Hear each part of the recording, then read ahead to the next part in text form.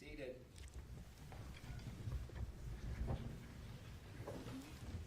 Ladies and gentlemen of the jury, welcome back and good morning. Appreciate you showing up once again. For the record, it is March 19th, 2026. This is case number 251-401-132, State of Utah versus Sundwall. Counsel, good morning. We ready to get started? Yes, Judge. Yes, Your Honor. State ready with their next witness. We are. Judge State would call Chad Moore, and he is online rather than in person. Thank you.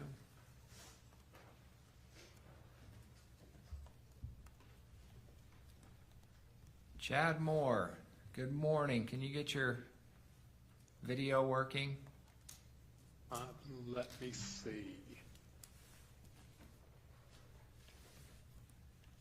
We've got to be able to see you. We appreciate you being here. There we go. Can you hear me okay, sir? Yes, sir, I can. Thank you. My clerk is now going to swear you in. Mr. Moore, please raise your right hand. You do solemnly swear the testimony you shall give in the case now before the court will be the truth, the whole truth, and nothing but the truth, so help you God. I do. Thank you. Thank you. And Judge, would you still like me at the podium, or I am okay here? Wherever you're comfortable. I'll stay seated then. Thank you very much. Good morning, sir. Would you tell us your name, please? My name is, excuse me, my name is Chad Moore. And just for the record, how do you spell your last name? M-O-O-R-E. What is your occupation? I am a forensic examiner in the chemistry unit at the FBI laboratory in Quantico, Virginia. Is that where you are appearing from today, Virginia? Yes, I am. Okay, thank you for being here. And what does I'm sorry, tell me the title again, forensic examiner? Yes, forensic examiner. What does a forensic examiner do? A forensic examiner at the FBI laboratory receives evidence submitted to the laboratory for examination. We examine that evidence in a way to determine chemical properties or chemical substances that may be present on those items. We issue reports related to those examinations, and then we provide those reports back to the contributor of the evidence, and then provide testimony to the reports as needed. Are the pieces of or items that are submitted to you for testing purely from law enforcement, or do you receive items from other people or locations or agencies? All of the items submitted to the FBI laboratory are related to law enforcement and then are submitted by either local law enforcement or federal law enforcement, as well as some international law enforcement. Okay. What is the educational background? Well, what is your educational background that has led you to that position that you have? I have a bachelor's degree in chemistry from Christian Brothers University in Memphis, Tennessee, and I have a PhD in pharmaceutical sciences from the University of Tennessee Health Science Center in Memphis, Tennessee. I also performed postdoctoral education at the University of Colorado in Boulder, Colorado. What was the postdoctoral education in? I did 2 postdoctoral stints at the University of Colorado, one in biochemistry and one in bioanalytical chemistry.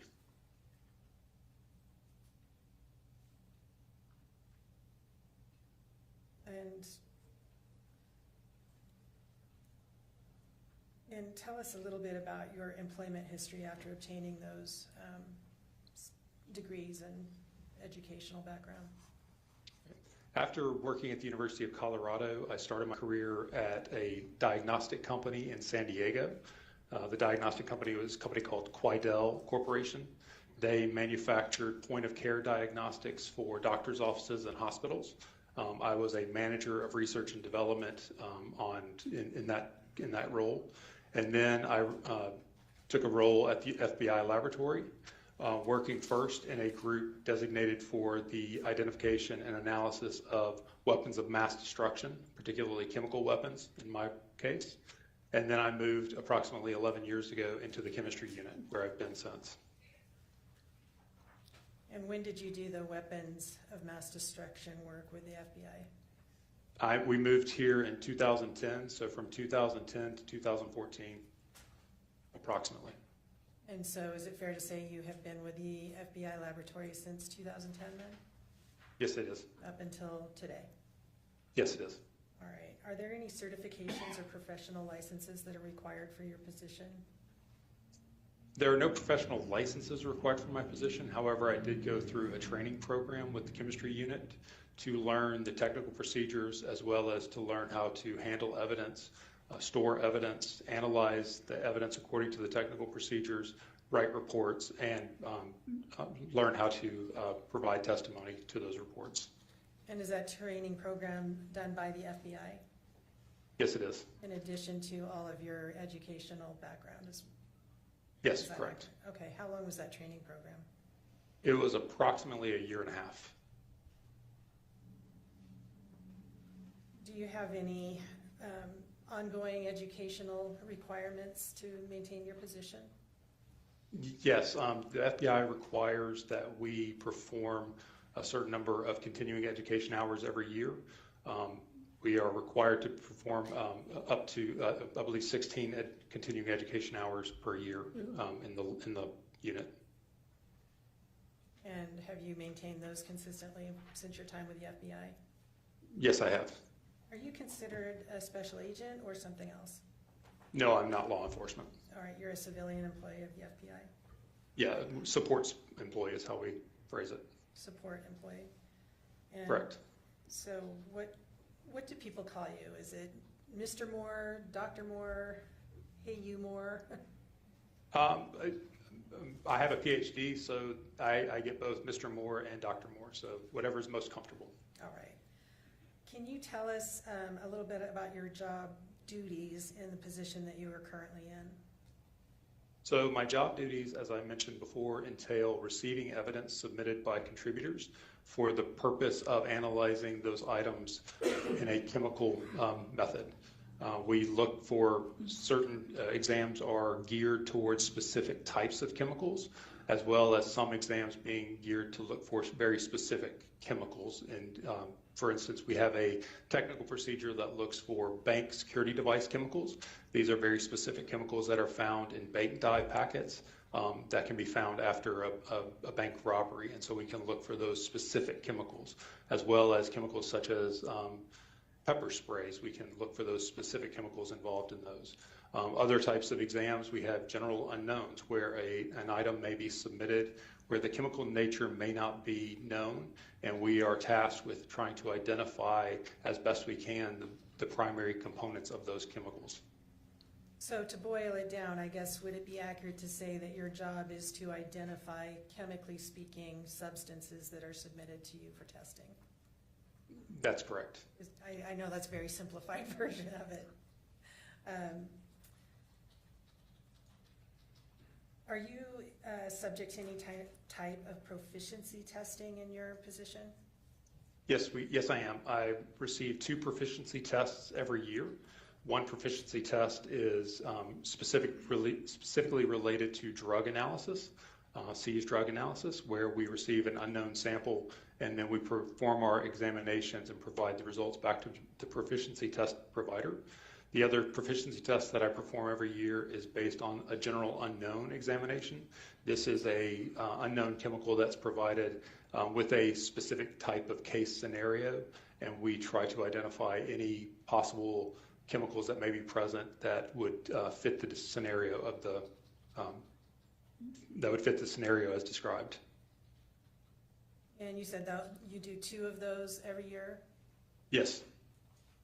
That been the case since 2014 when you joined the unit you're in? We originally only had the seized drug, and then we had an internal proficiency test. Our general unknown proficiency test is now an external proficiency test, but yes, it has been that way since 2014. All right. Why would evidence be submitted to your lab for testing rather than to a state or local crime lab? Different reasons. One reason is a relationship with the laboratory. Federal agencies will like to submit items to our laboratory for testing. Another reason is that some of the techniques that we have in place are not supported at the state labs. When you say not supported, do you mean, what do you mean by that? Either the state laboratory doesn't have the equipment, knowledge, or expertise to perform it, or they don't have a technical procedure that they are willing to utilize for that type of sample. All right. Is the laboratory itself accredited in some way? Yes, it is. What's the accreditation? Are you aware of that? We are accredited by ANAB, I forget the acronym, the standing for the acronym. Is what's But we required? Oh, sorry, go ahead. No, but we are accredited by ANAB as a testing laboratory. All right, and that's a national organization Yes, it is. for quality control of laboratory testing? Yes, it is. And is the work that you do reviewed? Yes, it is. All the work in the chemistry unit is reviewed both technically and administratively. So the work that I produce, the report that I write, is submitted to another examiner that is qualified to perform the same technique. That examiner then goes through my data and my report to ensure that the report is supported by the data that I'm providing. And then he provides any changes or feedback that needs to be performed on the case, including additional work if necessary. And then after that technical review, the data and the report are submitted for administrative review to ensure that the quality standards of the laboratory are met within the case packet. Is part of your role to also perform those types of reviews for other analysts? Yes, it is. If a law enforcement officer wants a FBI analysis of something, of a piece of evidence, how do they go about doing that? So submissions can come from law enforcement by writing a letter to the FBI laboratory requesting the examinations. The letters include a brief scenario of the case that's being investigated, as well as the items of evidence that are being submitted. The letter is then submitted on official letterhead or stationery. Otherwise, the local law enforcement can proceed through the FBI field offices, and the FBI field office can help submit the evidence into the laboratory. Once a request is made such as that, how is it determined where it will go or who will be doing the analysis? So evidence is received at the FBI laboratory by our evidence management unit. When the evidence is received, the evidence is inventoried, or it's given the case itself is given an FBI laboratory number, and then that FBI laboratory number travels with all of the items of evidence, as well as the evidence may be broken down and inventoried depending on the type of case that it is. The evidence management unit, after reading the incoming communication and the request for examinations, determines what types of exams are most appropriate. They will often reach back to the contributor and ask if additional exams that weren't requested initially in the letter, if those exams were necessary or requested. And then after determining how many exams and what units the evidence should travel to, the evidence management unit creates an examination plan. That examination plan details which items of evidence should travel to which units and for what examinations. And at that point, is it then assigned to somebody such as yourself? So at that point, the evidence, when it's ready to come to the chemistry unit, it's placed into a drop-off locker, a locker that is accessible by all of the examiners within our unit. We then have a computer system that lets us know what cases are available. And as the cases are available, we are assigned as the examiner for those cases. We will then go to the drop-off locker, retrieve that evidence, and then we can store that evidence in a designated locker that we have access to only. All right. When you receive evidence for testing, do you also receive any background about the case, any police reports or anything else? We do sometimes receive police reports. We also sometimes receive toxicology reports. That helps us to determine the best approach of examining the evidence, and especially looking for specific types or specific chemicals. And did you receive items for testing in a case involving Meggan Sundwall? I did. When did you receive that? If I can just look at my notes, Your Honor. Would that help you refresh your recollection as to the date? Yes, that would. Go ahead and refresh your recollection and look up when you're done.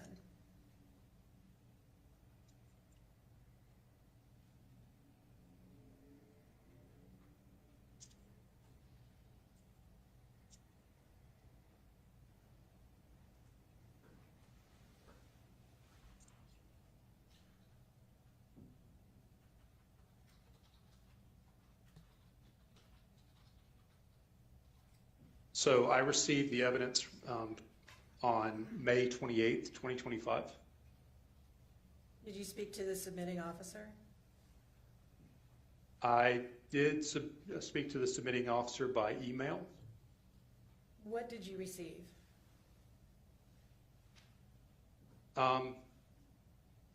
Originally, I received one container, and within that container, I received items of evidence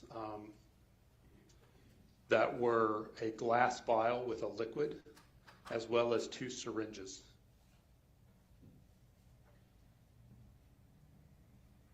What was requested of you to do with those 3 items? I was asked to examine those items for the presence of insulin.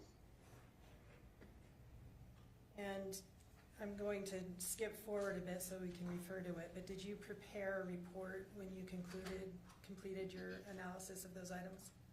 I did. Could we look at Exhibit 150 just for the witness, please? Is that possible? Did you say 150? 150.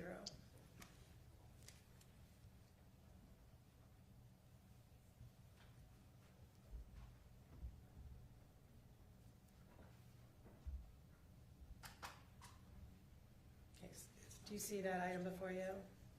I do. You recognize that? I do. What is it? So this entire packet is a case packet that I prepared for discovery that includes all of my notes as well as a laboratory report, which you're showing me right now. This laboratory report was submitted to Detective Farney regarding my results of examination. Okay. And the date of the report was August 26, 2025? Yes, it was. That'd be roughly a month after you received the items for testing. I received the items in May. Sorry, that's a little brain blip of mine. So that would be for 3 months. Correct. All right. And you mentioned you received a vial and 2 syringes that you were to test for the presence of insulin. Correct. Can you tell us, now we are looking at, oh, I'm sorry, can I ask to admit Exhibit 150, please? Mr. Williams? The entirety? Can I see what the exhibit, Can we scroll down? entire case file? I thought it was just the report. I mean, I'm not sure I care, I just wanna make sure what's gonna be admitted into evidence. There's 114 pages. Oh, I just wanted the report.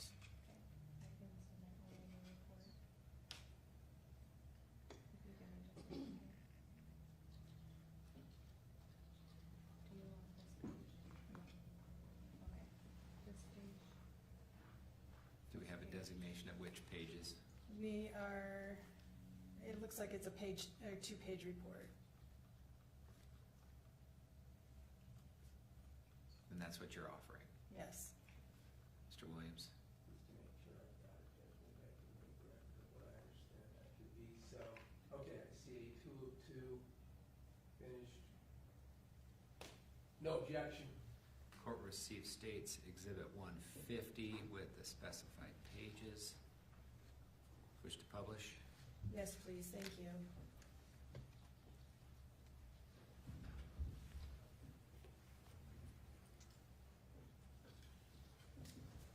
Is that up for the jury? Almost.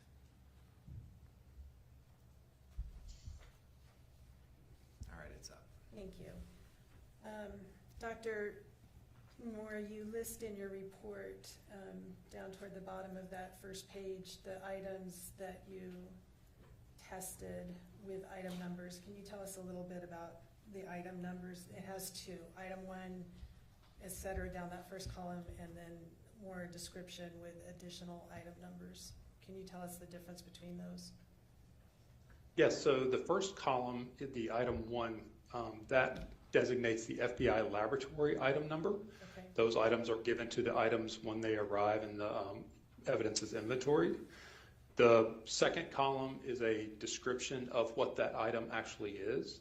And then the parenthetical item number is the item number that was given to the item when it was submitted by the contributor. The different items during inventory, the items can be broken down into additional items. So for instance, item 1 was originally received as a glass vial with a sealed glass vial with a liquid. So the vial itself, the glass vial, was then broken down into the original glass container as well as the liquid, and the septum was parsed out as another additional item called item 1-1, and that was for an additional examination by a different unit. All right, so in other words, the glass vial was broken into two separate components, the vial itself and the contents of the vial? 3 separate components, in fact. The vial itself, the contents of the vial, and then the seal that was sealing the contents within the vial. Right, gotcha, thank you. What about the 2 syringes? Did those have separate components that you broke out into different item numbers? So the syringe that was designated as item 3 by the contributor was listed as item 2 by the FBI laboratory, and the syringe that was labeled as item 1.1 was listed as item 3 in the FBI laboratory. And those item numbers are based on just the process of inventory and the timing of retrieving those from the original container. What does item 4, secondary evidence, refer to? So secondary evidence at the FBI lab is an item of evidence that we designate as evidence. This is an evidence item that results from our processing of other items of evidence. So we, after processing items of evidence, if we feel that our processing may have damaged or disrupted the evidence to an extent that it cannot be recreated in another lab, we submit our processed evidence as secondary evidence. So for me, item 4, this secondary evidence is evidence that I generated in the laboratory, and there are 2 vials. The 2 vials actually contain the rinsed liquids after I rinsed items 2 and item 3 in the laboratory. And items 2 and items 3 were the syringes, the 2 syringes, correct? Correct. All right, let's talk first about the vial.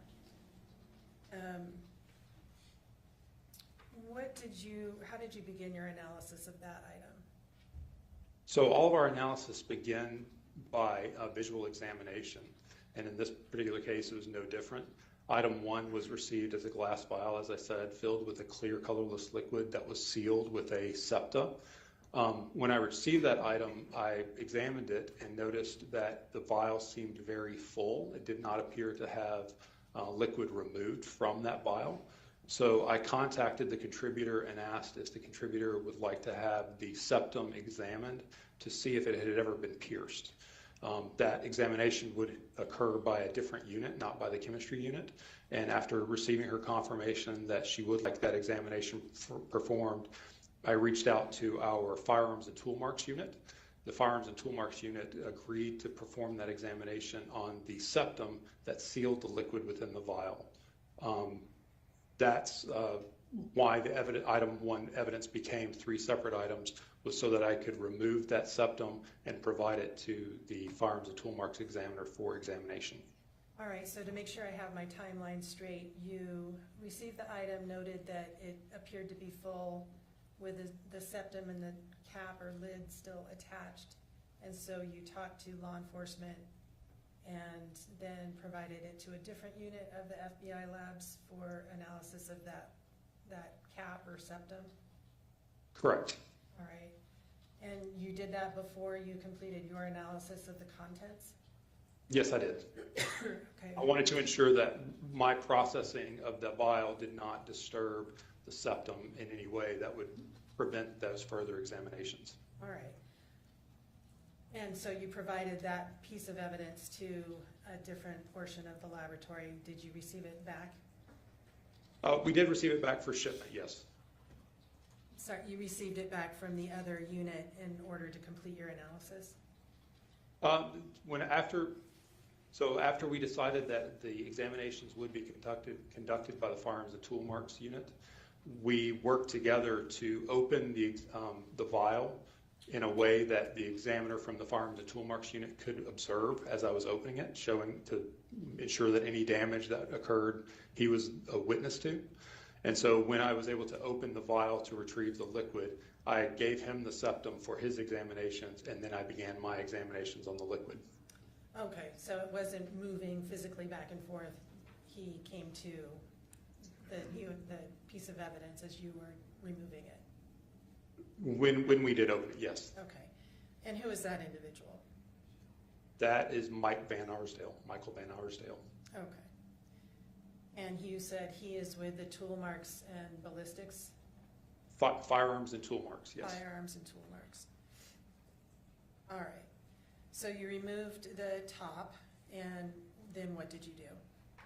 So after I removed the top, the next thing I did was I removed the liquid from the glass vial. I placed it into a container that could hold up to 15 milliliters, and I took a estimation of the liquid that was present within the vial.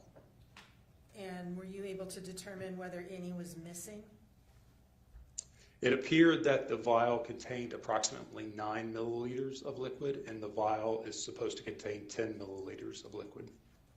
So 1 milliliter was missing? Approximately, yes. All right. After measuring it, what did you do? After measuring it, I carried on with my examinations, which uses a technical procedure for the identification or for the analysis of insulin. That technical examination uses a instrument called liquid chromatography mass spectrometry. That technique is a way of separating components, liquid components, into their individual component parts, and then analyzing each of those individual component parts using an instrument called mass spectrometry. So in order to do that, what I have to do is take the liquid from the vial, and then I perform a dilution because the concentration of the material within the vial itself is too high for the instrument. It would just overwhelm the instrument.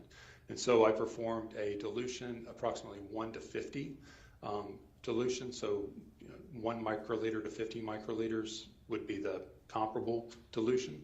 And then I analyzed that liquid by liquid chromatography mass spectrometry. Is there a comparison component of this where you're comparing what you are seeing to a known sample? There is. So after analyzing the liquid to determine, well, in this particular case, the liquid was in a vial that was labeled. So we actually purchased a similar labeled vial, labeled as Insulin Novolog, which is a brand name insulin. And we purchased that one as a standard and analyzed it simultaneously with the liquid that was from the glass vial. What did you learn? So the Novolog that we purchased and the liquid from the glass vial were identical in terms of their response on the liquid chromatography mass spectrometry, and therefore I was able to say that the liquid contained in the item 1 vial was consistent with the liquid that we purchased from a pharmacy. All right. And so was that your conclusion with regard to the vial that you obtained?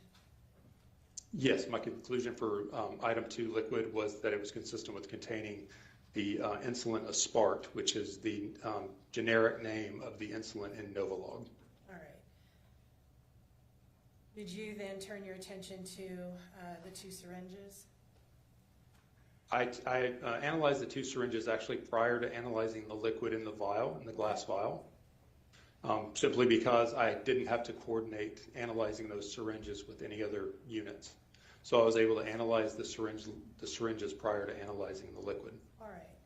What was the request of you with regard to what you were to analyze for those syringes? I was asked to analyze the syringes to determine if insulin was present in either of the syringes. How did you go about doing that? So again, as I did with the glass vial, my first examinations begin with a visual examination, as well as a microscopic examination, where I place the syringe under a microscope to look for any residue that may be present within the barrel of the syringe. We utilize the microscope to look for droplets, liquid droplets that may be present, as well as remainders of salt or other preservatives that may be present in the liquid. When you did that in this particular case, did you notice any evidence of residue? I did not. All right, what did you do next?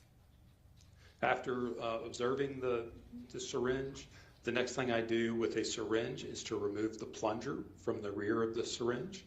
That way we are not damaging anything that may be present on the needle in case additional DNA examinations or other types of examinations may be requested. So I remove the barrel from the syringe, and then I rinse the interior of the syringe with a solvent that can solubilize and extract insulin. You had mentioned earlier that that item 4 was the rinses that you had used for these 2 syringes. That is correct. All right, and that's what you just referred to as what you used to basically fill up those syringes and dislodge anything that might be remaining in there? Yes. Okay, and then what did you do with that? And then I examined the rinses from the 2 syringes using the same technique of liquid chromatography and mass spectrometry. What did you learn from your item number 2? From item number 2, I did not identify insulin, and I did not see any indication of protein solution within item 2. What about item 3? Same result. I did not see any indication of insulin or any protein material within item 3. What was your conclusion from what you observed and tested? My conclusion was that insulin was not identified within either of those items. And was that conclusion reviewed in accordance with your laboratory's policies? Yes, it was. Yeah, that conclusion was then approved? Yes, it was. All right. And if we could scroll down to the next page. Does this page contain your conclusions with regard to those, what you determined? Yes, the results of examination are contained there. All right. One moment.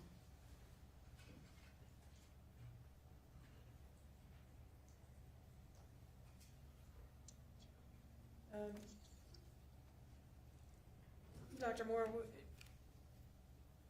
if there had ever been insulin inside that syringe, would you have expected to see some residue or remnant of it having been there? I would have expected to see that, yes. And that's the case with both syringes? If it had been present, yes. Thank you. No more questions. Mr. Williams? Thank you, Dr. Moore. Can you hear me okay? I can, thank you. You probably can't see me, and I think the camera that picks me up in here is going to be the side of my face because I have to look sideways to see you on the screen, okay? Okay. All right. I'm going to start at the end for a second about what you as a scientist in your lab is science-driven can tell us about the history of those syringes in particular and the challenges of ultimately determining from your end result whether they ever contained insulin, okay? Okay. First of all, let's be clear that you only had 2. Did you know from the police reports that there were multiple syringes collected in the evidence of this case? I only know of the 2 that were submitted. There was just some discussion about sometimes you can communicate with law enforcement about the case, maybe even police reports and stuff like that, right? Yeah, I did not receive a police report in this particular case. I only received an incoming letter. You just received a letter saying, would you test this for insulin, right? Correct. All right. I want to talk then about, well, let's establish. You received this actually in the lab by mail, right? We did. UPS Yeah, right, exactly. UPS, usually overnight delivery. send it to you in a UPS mailing. I think mine says submitted on 5/2, but maybe that chain report, I'm sorry, May 2nd, 2025. The nominal difference between May 28th, I guess, but it was submitted in May of 2025, right? It was submitted into the laboratory in May of 2025. Fair and enough. retrieved by me on May 28th. Okay. So you get it. Did you know when it was collected? I do not. Other than from the letter. I don't believe that the letter stated that. It didn't tell you that these syringes had been collected 9 months earlier, right? I'm not certain if it said when they were collected. I don't believe it said when they were collected. It didn't tell you the history of these syringes is how they were stored, right? No, it did not. It didn't tell you the history of the syringes about how they might have moved around to other laboratories or things that had been done with them in other laboratories, right? It did not. While we're on the subject, let me just publish to you. Can you publish from this table?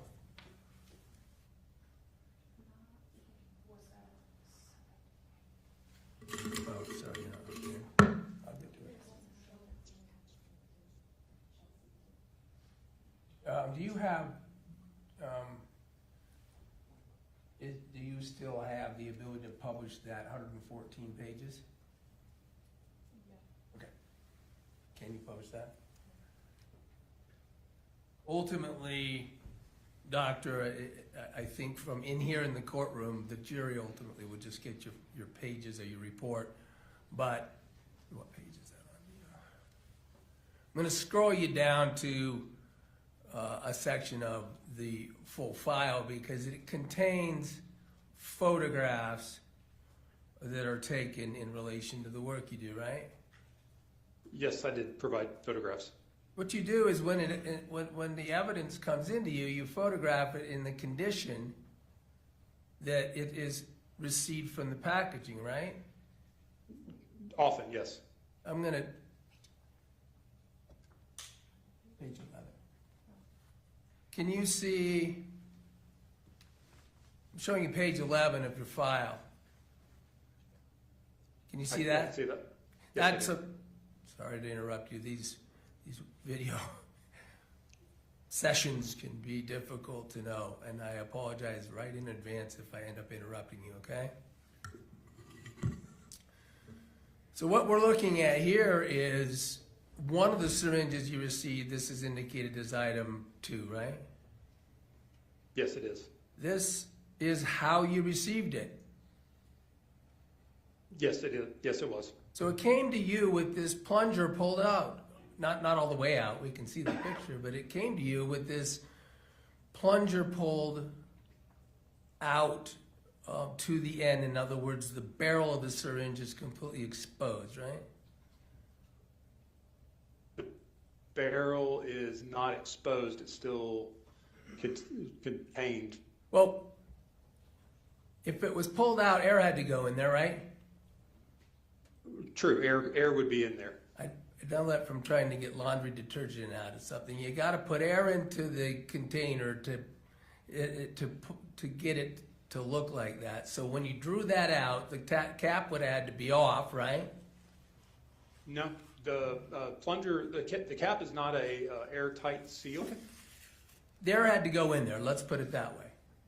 Air is in the barrel when it's not covered with liquid. Correct. And you, it sounds like, didn't know that when this item was collected as evidence on the scene, that plunger was completely pushed in, right?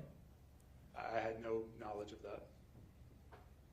if that's the case, then certainly you can conclude without even expertise that it was handled and managed in some way that is between the time it was collected as evidence and sent to you, right?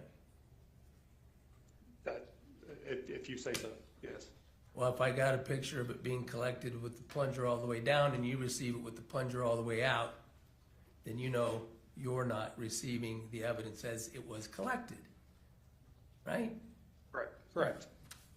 Someone did something to it. Actually, let's move on. You don't know that.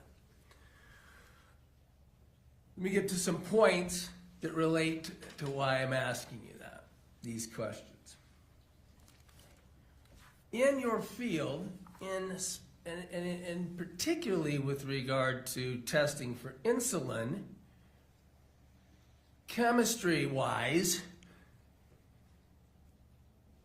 some challenges are that insulin molecules and insulin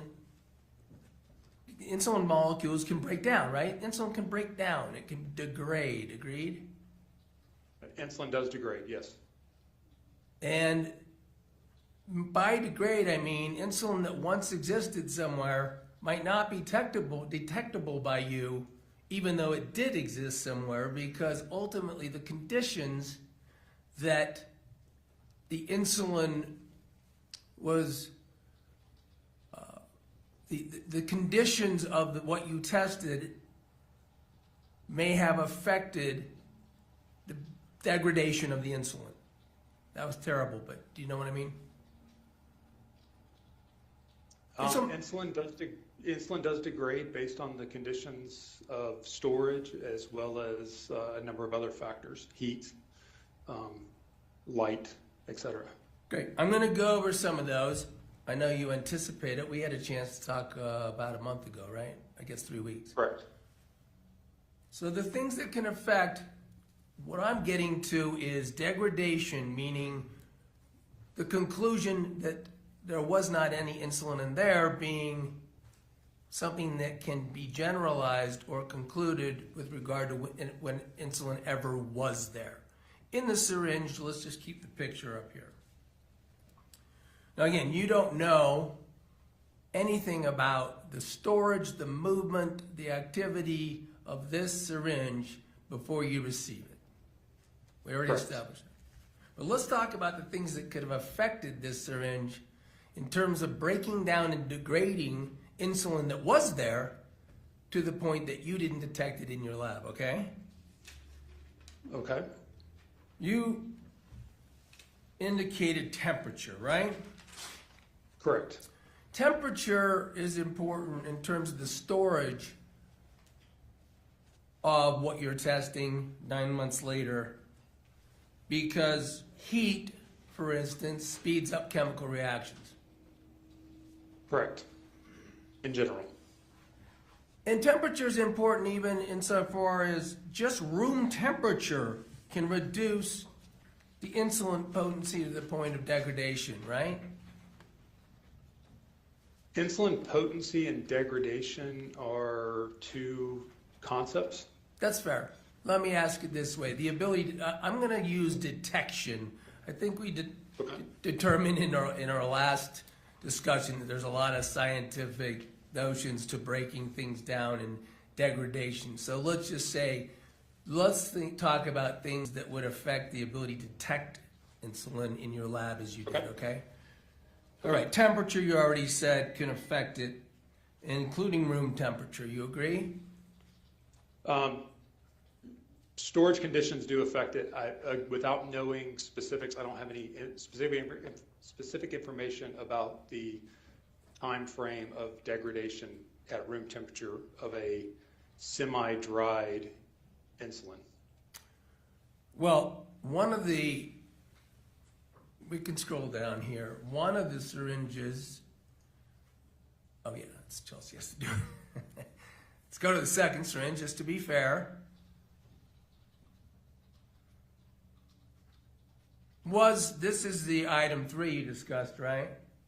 That's correct. Okay, so one of these was in a plunged position, and if that's a poor way of describing it, that's because I don't do what you do.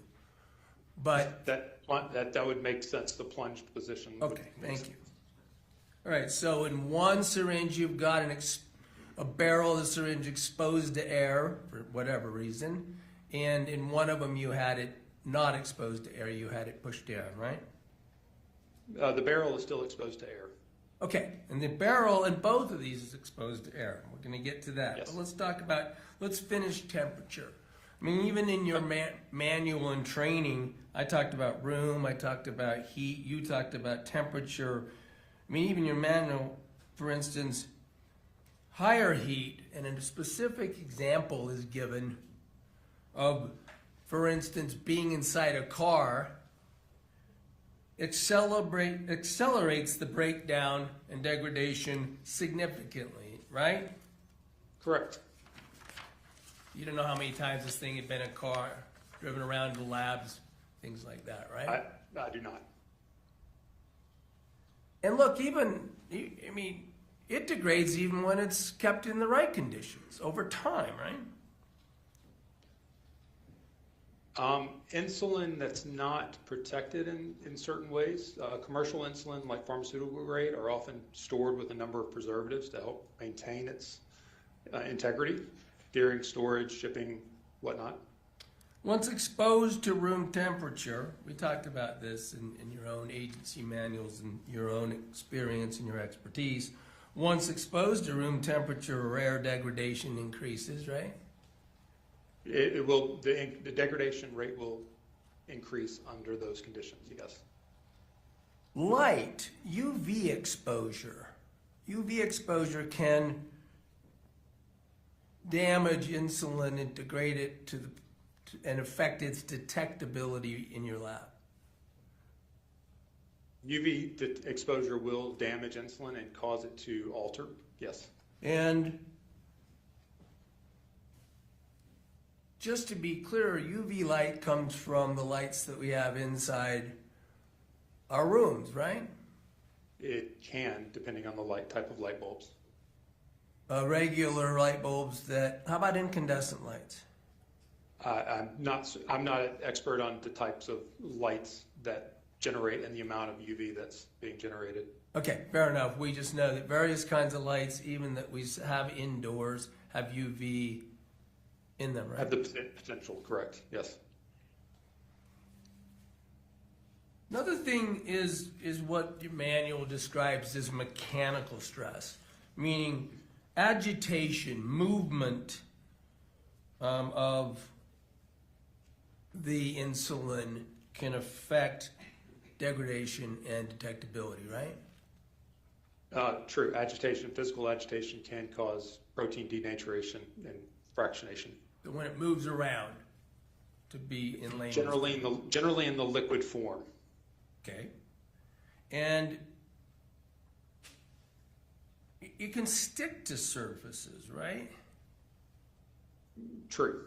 And actually, some of the surfaces can affect its detectability because it binds to them and becomes structurally altered. Agreed? I think when it sticks to surfaces, it's more of a loss of material, not a structural alteration. But when it sticks, there are some surfaces where it can stick irreversibly. It can irreversibly bind and not be rinsed away. So even if it's still there, you're not going to find it because it doesn't get into your rinse. If it's on those surfaces, correct. One of them in particular is plastic. Certain plastics, yes.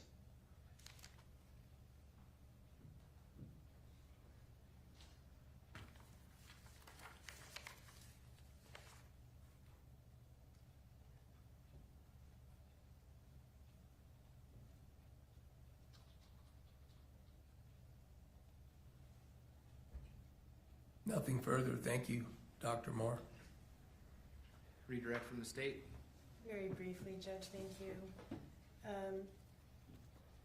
Mr. Williams just asked you about the position of the plungers in the two syringes that you took a look at.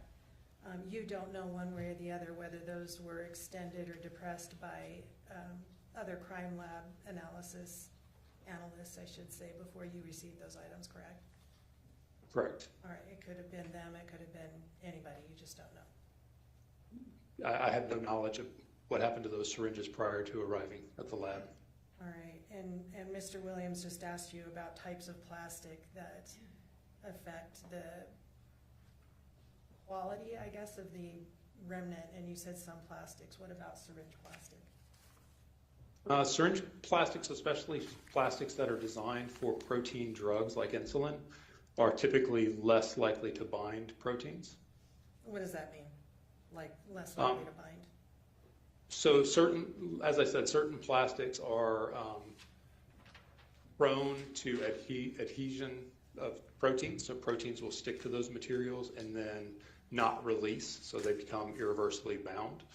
Medical grade plastics that are designed for protein injection, such as insulin, human growth hormone, even things like the GLP-1 inhibitors that are out on the market now, those types of proteins are packaged and utilize plastics that are less likely to absorb the protein onto their surface. Okay. And Mr. Williams just went through some examples or things that may potentially affect remnants in syringe: time, storage conditions, temperature, light, movement. With consideration of those, and with your educational background, your years of experience, your knowledge of the capabilities of your testing equipment, are you confident in your conclusion that neither of those two syringes had contained insulin? I'm confident that my conclusion that they did not when we received them. That is correct. Okay, thank you. Let me clear this up. That they didn't have insulin when you received them because your testing didn't show that there was insulin when you received them, right? That's correct. You're not making any conclusion about whether they might have had insulin 9 months before that. I can't determine what happened to the syringes prior to my receiving them, whether they contained insulin and it was rinsed or removed in any way. So in terms of, again, when you received them, we talked about all the degradation, but it's certainly scientifically possible that they did have insulin in them 9 months before, but not insulin that you could detect in your laboratory when you did the test. That's your conclusion, right? I mean, it's very, like I said, I have no knowledge of what happened. So. Thank you. Anything else from the state? And just to reiterate, I guess, your conclusion was that these syringes had not been, or had not contained insulin, is still a conclusion that you're confident in proffering? All I can say is that they did not have insulin when I examined them. Well, the request was for you to test whether they had contained insulin.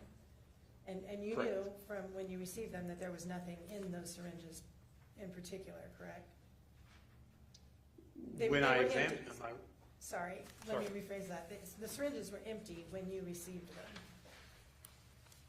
when I received them and did my examinations, I saw no indication of any liquids or residues from salts, buffers, preservatives that would normally be found in an insulin preparation. And had insulin been inside those syringes, you would have expected to see some remnant, some molecular remnant of that presence. I would have seen some sort of residue, either glycerin preservative, which isn't going to evaporate, or solid crystals from the buffers or other salts. And you did not see any of those indicators of presence of insulin? I did not. Okay, thank you. I don't know if we're beating a dead horse. I'm sorry. I don't know what the questions that are come back to whether your lab can conclude that the syringes never had insulin in them. I mean, we specifically talked about that in a recorded interview a couple of weeks ago, right? You remember Correct. that? I can't say that they've never had insulin in them, but I did not see any indication that insulin was present in them from as they were received without having been manipulated in some other way. And so the conclusion is, though, you didn't see him, and when I asked you, it's certainly still possible based on all these other degradation variables that insulin did exist in the barrels of those syringes proximate to when they were collected, and you answered, it's certainly possible that it did. You remember that? It is. It's certainly possible that they had insulin at some point, and that has now been removed. Thank you. Since I don't have any information on that. Thank you. Counsel, can this witness be released? No objection. Appreciate your time, Doctor. Dr. Moore, Thank thanks you. thanks for being here. Try to have a good rest of your day. Thank you. I appreciate it. Are we ready with our next witness? We are, Judge, I Thank you. believe.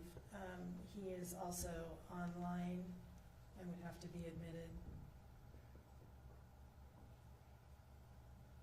The name?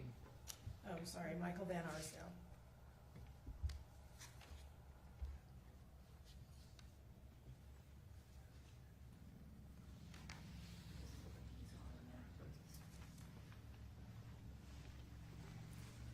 Do you want to take a break and try and I'd let him know to log in. get your witness on? It would just be a few minutes, Judge, that would be fine. He's not on right now. He wasn't on yet.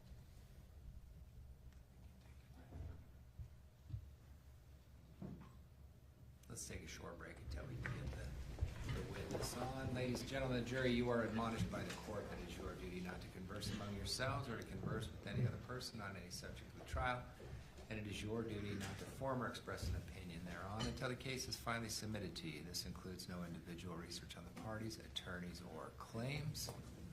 All rise for jury.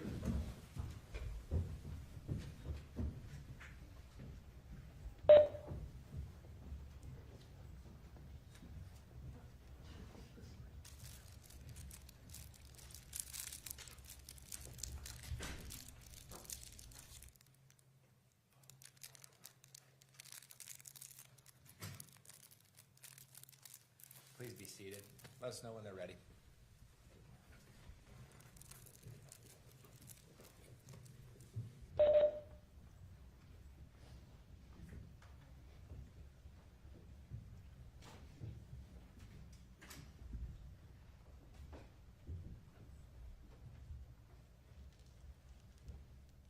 Please be seated.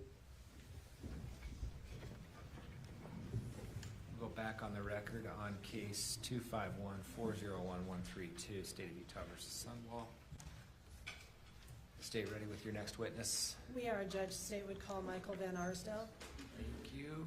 Michael Van Arsdale, I can see you're here on WebEx. I need you to get your camera working. Let us know that you can hear us. Yes, Your Honor, I can hear you. There we go. Thanks for being here. Our clerk is now going to swear you in. Mr. Arsdale, please raise your right hand. You do solemnly swear the testimony you shall give in the case now before the court will be the truth, the whole truth, and nothing but the truth, so help you God. I do. Thank you. Thank you. Counsel. Thank you, Judge. Good morning. I'm the one waving at you, so you know who's talking to you. Good morning. Would you tell us your name, please, and spell your last name for the record? My name is Michael Van Arsdale. Last name is spelled V-A-N-A-R-S-D-A-L-E. What is your occupation, sir? I'm a physical scientist, forensic examiner. Who do you work for? I work for the Federal Bureau of Investigation, specifically assigned to the Firearms Tool Marks Unit at the FBI lab in Quantico, Virginia. Is that where you are appearing to us from today? I'm in Virginia today, but I'm not currently at the lab now. All right. In Virginia, though, not Utah? Yes, I am. Okay. Yes, that's correct. How long have you been a forensic examiner with the FBI? I entered the forensic examiner program in 2015. I've been employed with the FBI for 28 years now. What were you doing before entering the forensic program? I've had a number of different jobs within the FBI laboratory, beginning with an internship that I started during my summer between my junior and senior year of college. I then entered the FBI as a physical science technician in the firearms tool marks unit. From there, I moved to become a request coordinator in our evidence control unit. This was a position in which I was managing cases, moving evidence throughout the lab to different examiners. I was promoted to a supervisor in that position, and subsequently I transitioned to the evidence program manager position in the FBI laboratory for a short period of time before I transitioned back to the firearms unit to become an examiner. All right, and you have been an examiner, you said, since 2015? That is correct. All right. What educational background do you have that led you to that position? I have a Bachelor of Science from the University of Michigan. In what? My degree is actually in natural resources and environment.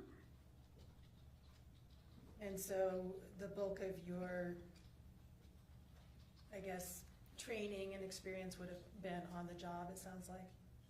That's correct. There's an extensive training to become qualified as an examiner with the FBI laboratory. What is that training? How long is that?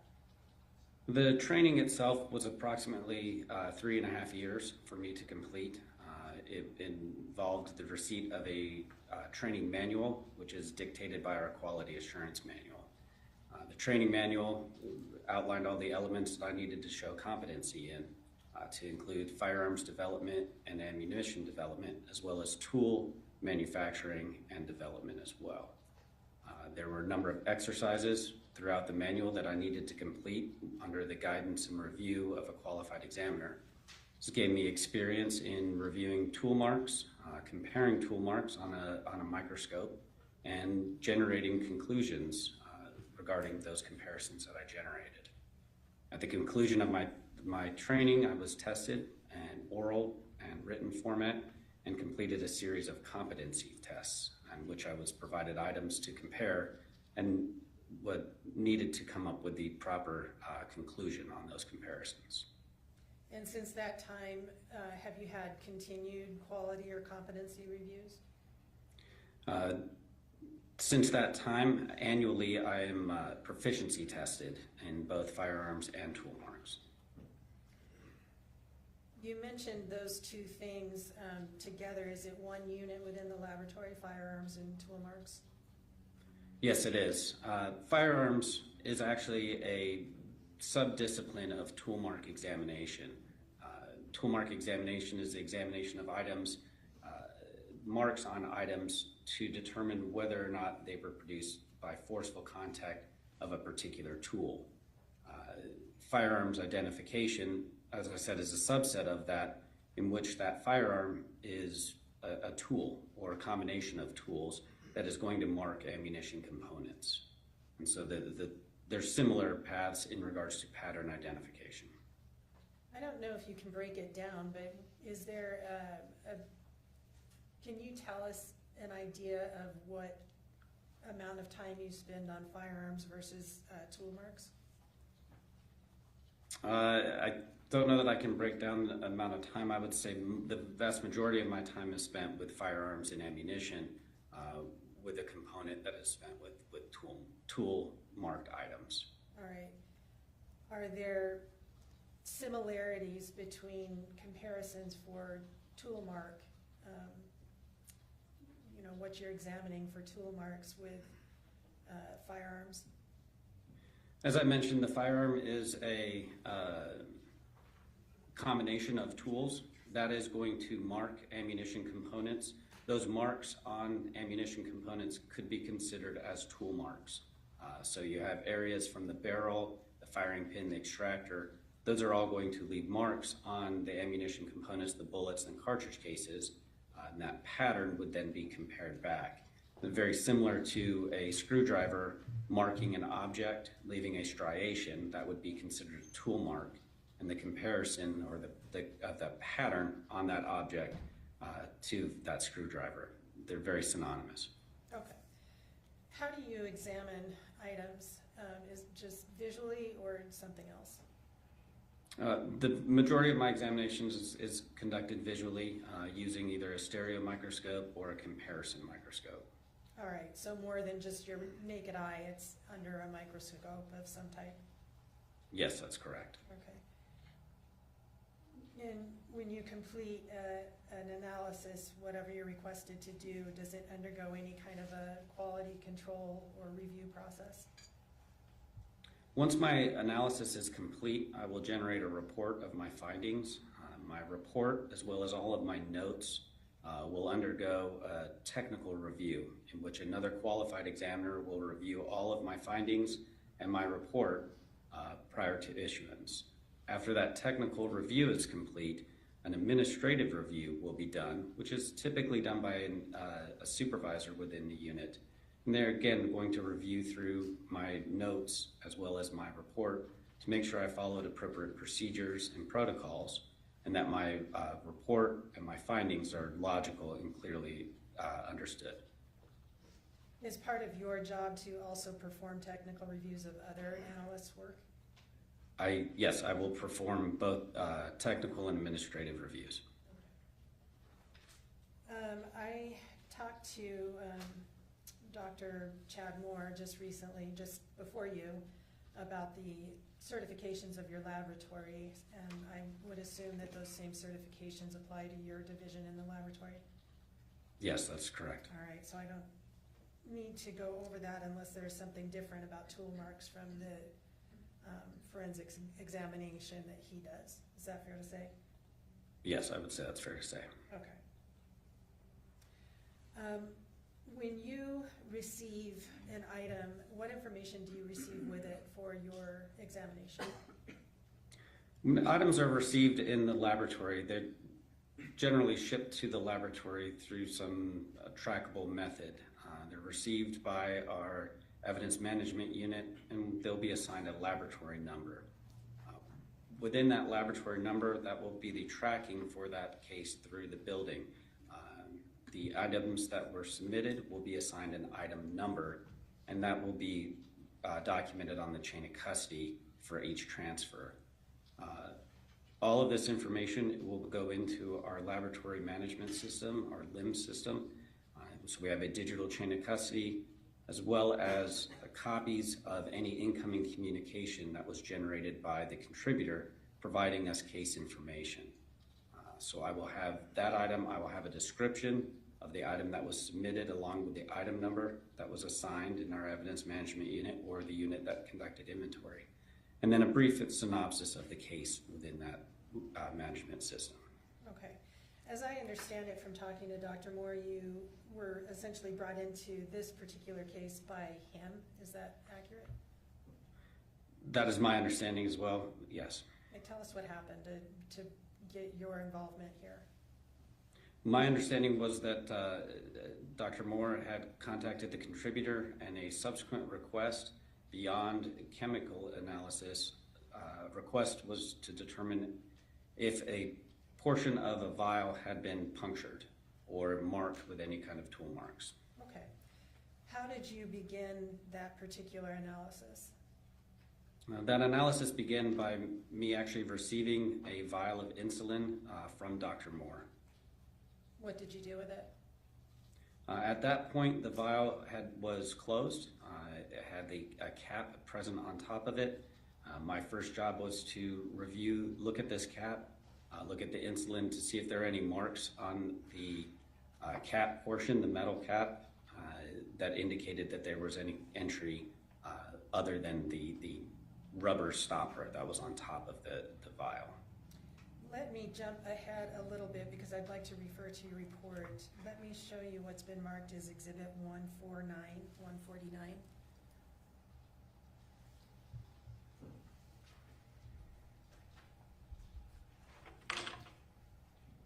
Can you see that? Mr. Benarza? Yes, I can. All right. And do you recognize that document?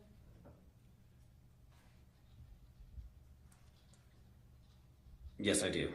What is it? That is a copy of the report that I generated regarding this case. All right, could we go down one page?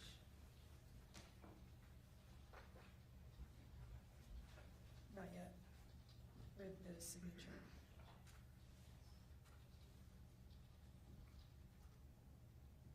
Okay. And this is page 4, I guess. Do you recognize the name on that document? Yes, that is my name. And does this accurately, I can't say that word, reflect what you prepared in response to your analysis in this case? Yes, it does. The state would admit Exhibit 149. No objection. Thank you. Court will receive State's Exhibit 149. Wish to publish? I do. And I'm assuming that's similarly just the conclusory report. This file also appears with the administration. This one contains the photographs I wanted, that he took, so I wanted to Okay. include those. This is 13 pages then? Yes. You know. Yes, 13 pages. Thank you. Just verifying that. Yep, 13, okay. Can we go down to the first set of photographs?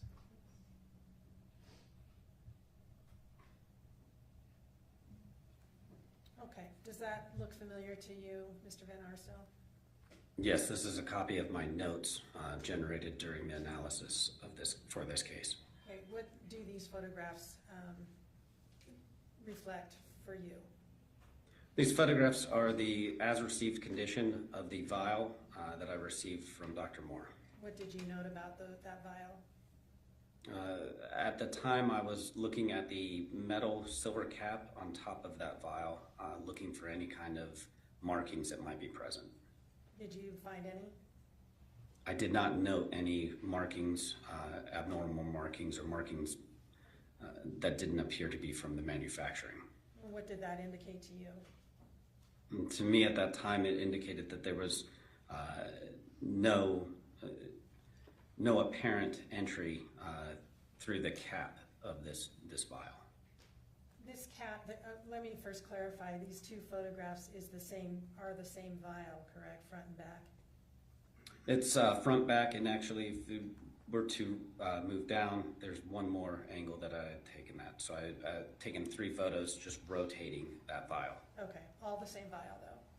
That is correct. Tell us about that cap. You're talking about the silvery kind of topper on that particular bottle? Yes, there is a metal cap that was crimped at the top of that bottle. And by crimped, what do you mean? It would be squeezed shut. Think of like a old bottle of Coke that had a metal cap, or a beer bottle that has a metal cap that is squeezed, crimped shut. Is this one that typically is intended to be opened manually? No, this would not be easily opened manually. All right, so, and you said you didn't note any indications of having been opened with any type of tool? No, I did not note any markings indicating that it had been opened. All right, and so what did you next do with that item? I subsequently returned this item to Dr. Moore. Dr. Moore in the chemistry unit had tools that could be used to uncrimp this and separate that cap from the vial. And if we could scroll down to the next set of photographs, please. Oops, those are closer up photos of the unmarked cap. That is correct. All right, and keep going.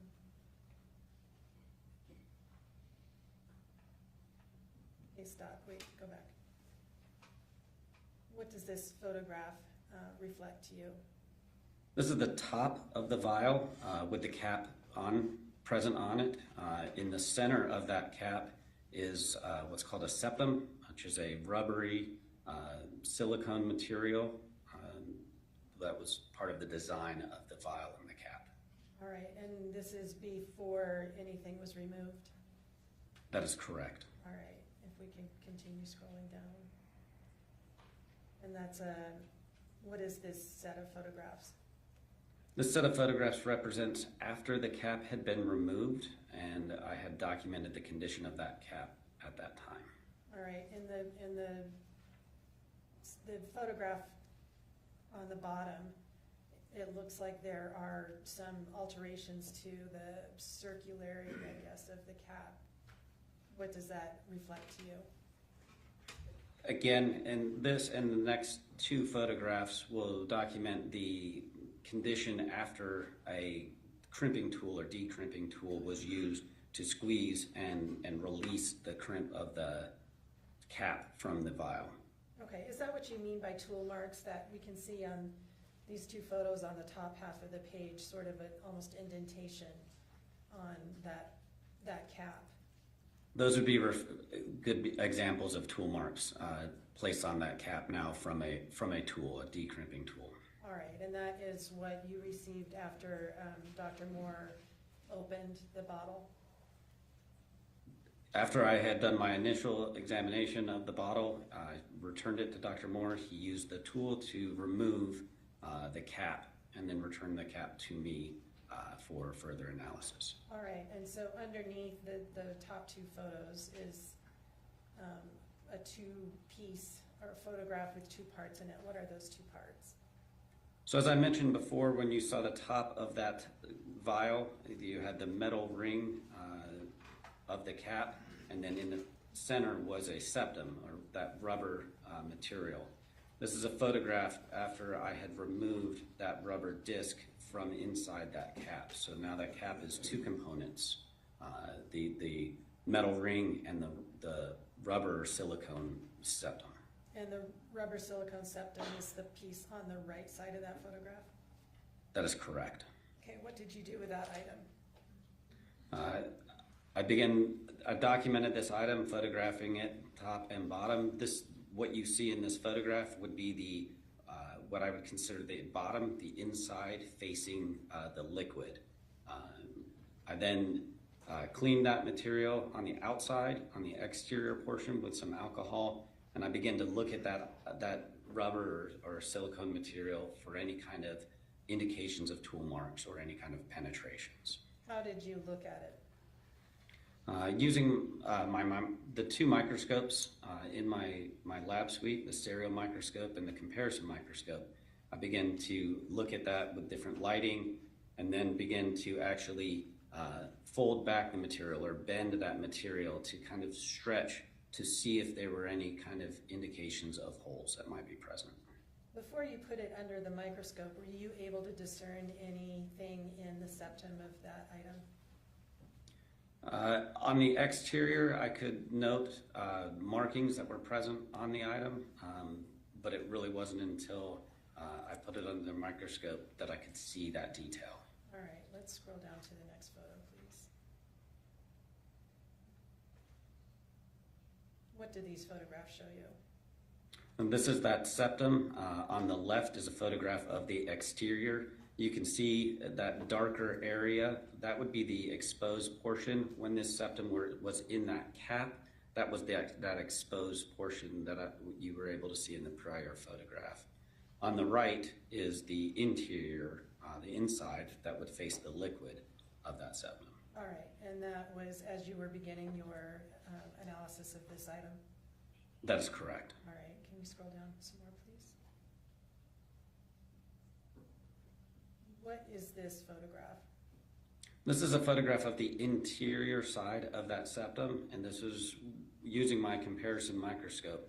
I had taken that disc, that rubbery disc, and bent it back so that the two sides were nearly touching, and then looked along the middle portion of that. And what did you find? There were a number of holes that I was able to visualize through the interior portion of the septum. How many holes did you find? There were approximately 13. All right, and that is reflected in this photograph? Yes. Can we scroll down one more, please? What is this photograph? This is now a photograph of the exterior of the septum under magnification on my comparison microscope. This is during that examination that I was able to see indications of tool marks present on the exterior as well. And what type of tool marks were you able to discern would have caused those marks?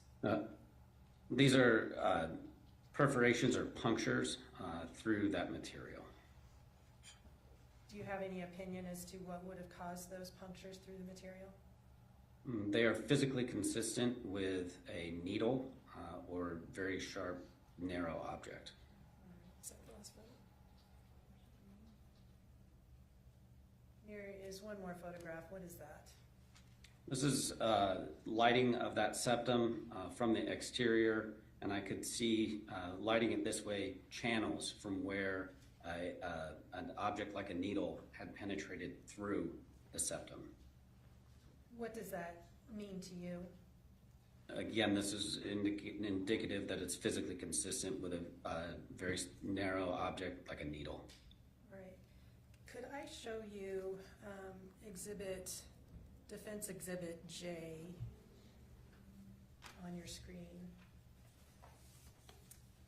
Do you see in that, can you see that, sir? Yes, I can. All right, on the second shelf, there is a plastic syringe type object. Can you see that? Yes, I can. Can we zoom in on that a little bit? Is that possible?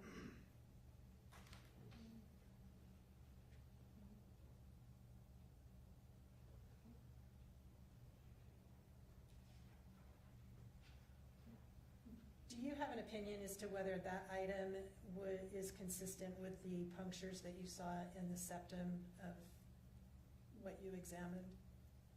I would unfortunately need to see if there is a needle at the end of that syringe. Okay, so it would be something with a needle, correct? Yes. All right.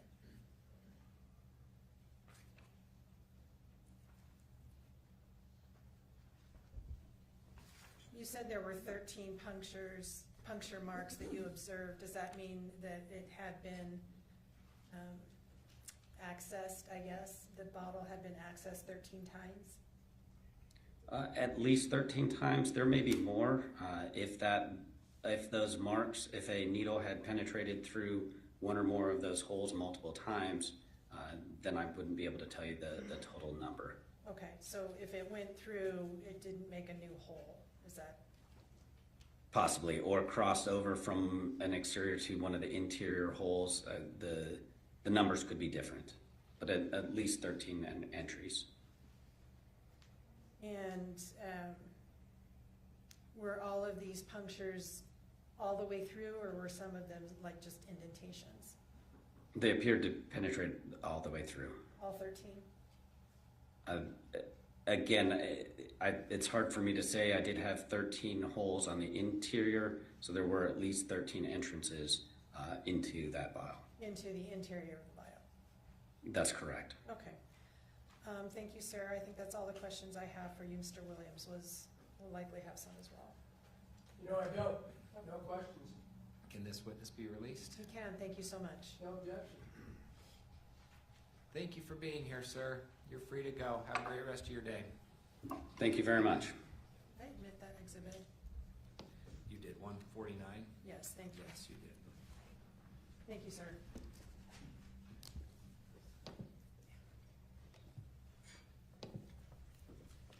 Stay ready with your next witness. We are. The state calls Dr. Kacee DeSalvo.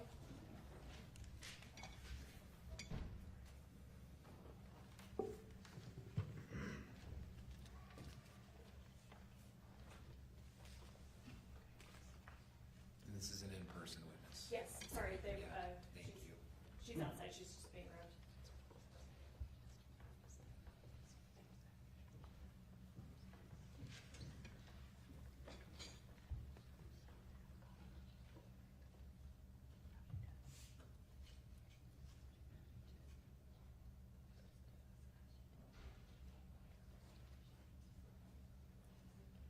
Please come forward up here near the clerk and we'll get you sworn in.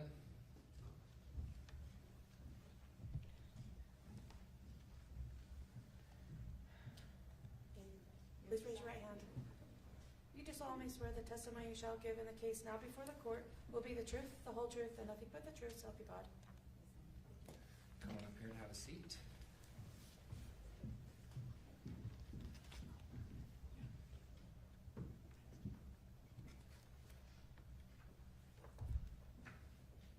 We appreciate you being here. If you can get that mic, pull that mic in front of you. Whatever as long as you keep that in front of you, we'll be able to make a good record and we'll all be able to hear. Okay. Counsel. If you could please state and spell your name for the record. It's Kacee DeSalvo, KelseydesAlvo. What is your profession? I am a endocrinologist. What is an endocrinologist? Endocrinologist is a physician that specializes in hormones and how they work in the body, including diabetes. Okay, I'll get to that in a second, but I want to talk just briefly about your educational background. You mentioned that an endocrinologist is a physician. I guess briefly describe your education. Sure. So I did undergraduate at University of Colorado. Then I did medical school at the University of Colorado, which is 4 years. Then we do internal medicine residency for 3 years. That was also at the University of Colorado, followed by a 2-year endocrinology fellowship where we go into the hospital. How long have you been a doctor? I've been an MD since graduating medical school, but a board certified physician happened when I took my boards after my internal medicine residency. I was board certified in internal medicine. And then after endocrinology fellowship, I was board certified in endocrinology, diabetes, and metabolism. And how long have you been board certified in endocrinology? Since 2019. You mentioned that endocrinology deals with the, I forget what word but study, treatment of hormones? Yes. What types of hormones? Oh, there's so many different hormones in the body, but we kind of divvied up into pituitary hormones, thyroid hormones, adrenal hormones, and then in the pancreas, there's insulin and glucagon. So there's lots of different glands in the body that make hormones, that those hormones act on other organs. I'm going to be talking with you today about insulin. I believe you mentioned that diabetes is something that you treat. Yes. What is diabetes? So there's sorry, I'm just making sure the mic here. So there's 2 different forms primarily of diabetes. There's type 1 diabetes and there's type 2 diabetes. Type 1 diabetes is where something of the immune system attacks the pancreas and the pancreas is no longer able to produce insulin. Type 2 diabetes is where the pancreas is still producing insulin, but the cells are resistant to that insulin action. They don't want to take up sugar from the blood. And so there's 2 different kinds. And it sounds like the hormone primarily associated with diabetes is insulin. Correct. What is hypoglycemia? So medically defined hypoglycemia, there's 2 definitions. One is a serum blood sugar less than 55 if someone is having symptoms consistent with hypoglycemia, less than 45 if someone is not having any symptoms of hypoglycemia. Is hypoglycemia something in addition to diabetes that you treat in patients? Yes, so I probably see a patient who has hypoglycemia every single day in my clinical practice, and that is because I see a lot of patients with diabetes who are using insulin, and if they dose too much insulin, they can have problems with hypoglycemia. All right, I'm going to come back to that. I want to cover a few, I guess, basic items first. The jury's heard a lot about different types of syringes. Is there a particular type of syringe that's used with insulin? Yes, typically they come in 1 ml insulin syringes or 0.3 ml insulin syringes, and they have units on them. So when we talk to patients about how to administer insulin, we often talk about how many units of insulin they should be administering. So for instance, I might say you should administer 5 units for insulin to cover your breakfast. So they would pull out an insulin syringe if they don't have an insulin pen, and they would draw up 5 units. So in the syringe, it's units instead of milliliters that we would normally see in another syringe that would fill with a different medication.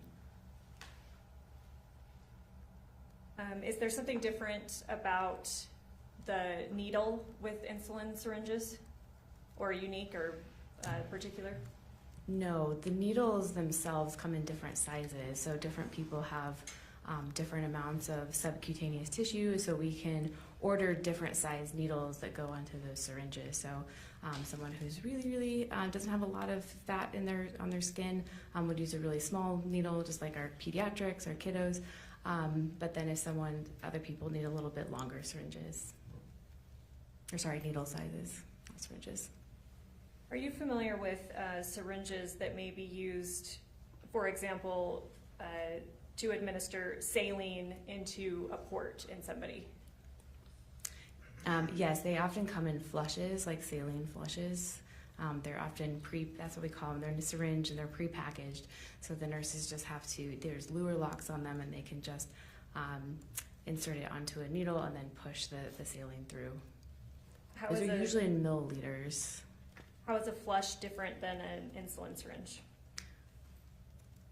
Which I could show you. Insulin syringes are very, very skinny and they're very small because it doesn't take very much insulin to give a big dose of it. So they are significantly smaller than saline flushes. I'm going to jump around a bit. You mentioned your education and training, particularly as a medical doctor. Do you know what a DNR means? Yes, DNR means do not resuscitate. So if a patient, sometimes we say is coding, that means that their heart stops, that they don't want the medical team to come in and perform CPR. CPR is mechanical pressure on the heart to try to make the heart pump blood. And with a do not resuscitate, when you're running a code, we put shock pads on patients' chests to deliver shocks to see if we can restart the heart with electrical activity. And then there's other medicines that we would give in the case of running a code. So a do not resuscitate means that in the event that the heart stops, you do not want those particular interventions. In your training and experience, does a DNR mean that if somebody is in a clear medical crisis, you cannot touch them at all or give them any medical care? So absolutely not. Someone can have a do not resuscitate. We can hospitalize them, for instance, and they can be having an asthma exacerbation, and we can give them nebulizers, or they can be in diabetic ketoacidosis, and they can get insulin. Or they can have pneumonia, and we can give them antibiotics.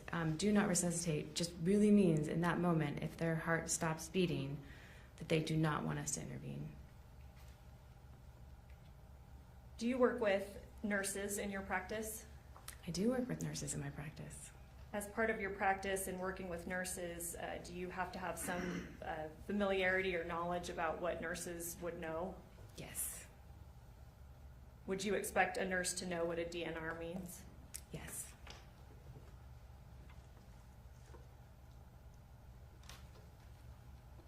You said you work with hypoglycemic patients at least every day. Is that fair to your testimony? Yes.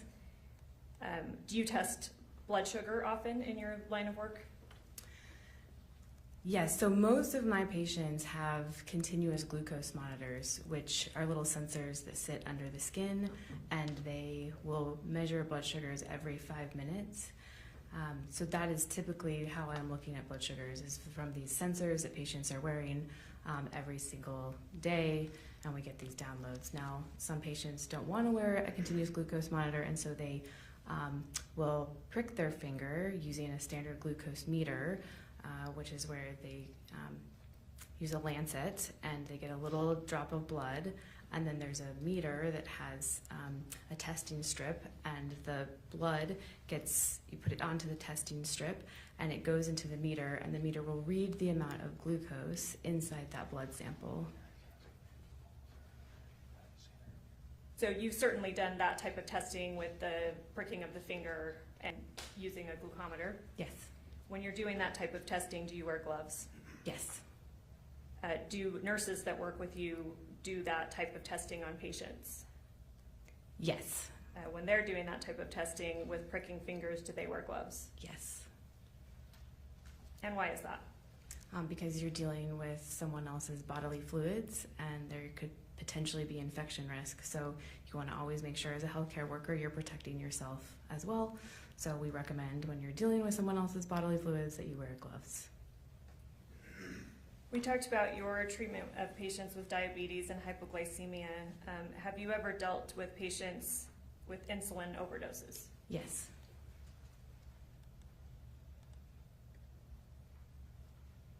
Now, you've been retained as an expert in this case by the state of Utah, is that right? Yes. And you've reviewed certain items relevant to the case? Yes. What have you reviewed in this case?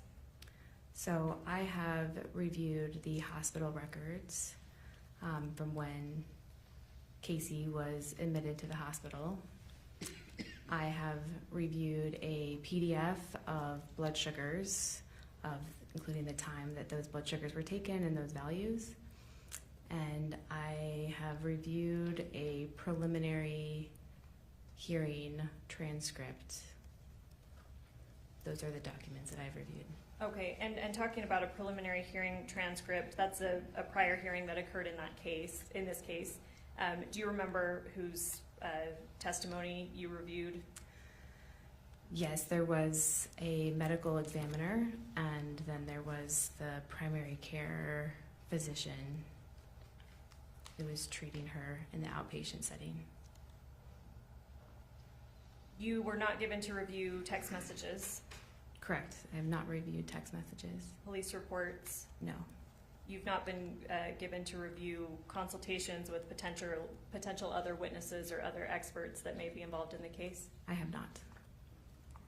Do you feel like, well, actually, I'll get to that in a second.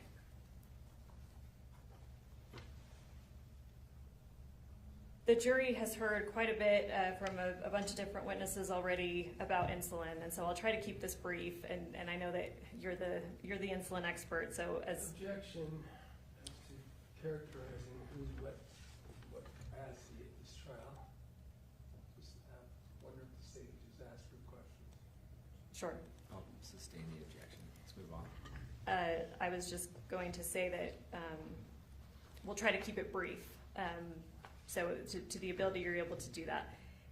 And you've kind of already described in type 1 diabetes versus type 2, but briefly tell us what insulin does. Okay, so insulin is made by the pancreas.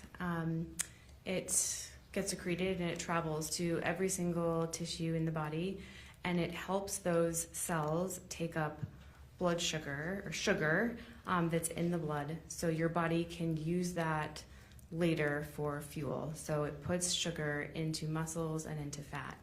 If you believe it or not, there's only 1 teaspoon of sugar actually floating around everyone's blood. And so when you eat something that's really high in sugar, or carbohydrates is another word we use, your body has to have a way to put that sugar into muscle or into fat so you can use it later for energy. And insulin is the key that kind of unlocks those cells that allows glucose to move from the blood into that tissue. Is insulin necessary in some form in the human body for it to function? Yes. Is there, I guess, what is endogenous insulin? Endogenous insulin is insulin that is made by the pancreas, and it is secreted as something called proinsulin, which has a C-peptide chain attached to the actual active insulin molecule. And when it gets released, the C-peptide gets cleaved from the insulin, and that activates the insulin, so then it can go to every single tissue to try to get glucose into those cells. So endogenous, fair to say that's created by your own body? Yes, endogenous means created by your own tissue, by your own self. Exogenous insulin means insulin that was produced by a pharmaceutical company. It's chemicals, molecules that are very structurally similar to endogenous insulin but different. And those are insulins that we can give by injections. And maybe we already covered this, or it may be obvious, but in what circumstances would someone need exogenous insulin? So people with type 1 diabetes need both a long-acting insulin and a short-acting insulin. Sometimes long-acting insulin we call basal insulin. And there's many patients with type 2 diabetes where their body still produces insulin, but their tissues have such a degree of insulin resistance. You need more insulin to kind of help those cells kind of open up those doors to allow glucose to go in. So there's a lot of patients with type 2 diabetes who also need to be on insulin products. If a patient is not diabetic at all, and their body is producing endogenous insulin normally, would they have any need for exogenous insulin? Absolutely not. What might happen if a non-diabetic patient receives exogenous insulin? So that insulin would be absorbed by the body, go into the bloodstream, and then it would start acting like endogenous insulin. It would start telling those cells to pull glucose out of the blood. And if that's an inappropriate release or use of insulin, the blood sugar is going to start to drop because your body didn't need that extra insulin. So blood sugars will be low, and that is hypoglycemia. Is hypoglycemia dangerous? Yes, so hypoglycemia can be fatal. In what circumstances? So the most important tissue that you have that's really sensitive to hypoglycemia is your brain. So your brain relies on glucose coming in from the blood in order for it to function. And if you don't get enough glucose, your brain cells start to die. And there's something in your brain stem that tells your body to breathe. And so if those parts of your brain start starving because they don't have glucose, they start dying, they can no longer tell your body to breathe. And so then oxygen levels will start to drop because you're not taking big breaths, you're not able to get oxygen to your cells. You mentioned the brain. Are other organs in the body, does hypoglycemia affect other organs in the body? Yes, every single tissue needs glucose to basically have those cells stay alive. So the heart, the kidneys, the liver. But the brain is very sensitive because unlike the liver actually can store glycogen, which is, it can break it down into sugar, the brain doesn't have a way to store sugar. It's totally reliant on the rest of the body delivering sugar and via the bloodstream. Is the amount of time that a patient may present with hypoglycemia important? Yes, so if you start to have low blood sugar, hypoglycemia, the sooner you intervene, the less likely you are to have long-term neurological damage or damage to your brain cells. So if you correct that very quickly, people can go back to their normal baseline. However, if their brain is starving glucose for hours, then we often see cognitive deficits where people don't recover back to their baseline. They can't think like they used to. And certainly if there's hypoglycemia that can precipitate a seizure, that is very damaging to the brain tissue. So it sounds like hypoglycemia can reach a point where, fair to say, irreversible brain damage. Yes, you can get irreversible brain damage from hypoglycemia. Can it also be fatal? Yes. So at some point, your brain will no longer have enough sugar and it will start to shut down, and then your lungs don't get the message to take in deep breaths. And when that happens, oxygen levels start to fall, and every single tissue in the body will start to die because every tissue needs oxygen. As blood sugar drops in a person, what symptoms do you typically see? So there's two types of symptoms that people can get from hypoglycemia. The first is symptoms related to adrenaline release or epinephrine release. So your body tries to correct the hypoglycemia by secreting a lot of epinephrine. And so epinephrine makes people really hot, really sweaty. It can make their heart start beating really fast. They can start to feel anxious. That's kind of like a stress response to the hypoglycemia. The other symptoms are the brain's response of not getting glucose, which is slurred speech, confusion. Sometimes people almost seem like they're drunk or intoxicated because their brain's not functioning well. And then after that, they can start to slip into a seizure or a coma, and then after that, they don't wake up. You mentioned before that if the brain is being deprived of glucose, that it can affect the breathing. Is that right? Correct. I guess, are there any symptoms you would see with breathing in somebody that is hypoglycemic and blood sugars are dropping? Yeah, they would no longer be able to take in full deep breaths with their lungs. So where you inhale and exhale, you lose that, the muscles lose that ability to take in those deep breaths. And so you can't draw or pull in oxygen into the lungs. So people will start to breathe very shallowly. Have you heard of the term death rattle? I have. What does that mean to you? A death rattle, when people are dying and their breathing patterns become irregular, they don't take in deep breaths, and a lot of times they can't move secretions, so you can't swallow. Some of the secretions start getting into the trachea or into the airway, and that can cause an auditory sound that you can hear when people are dying.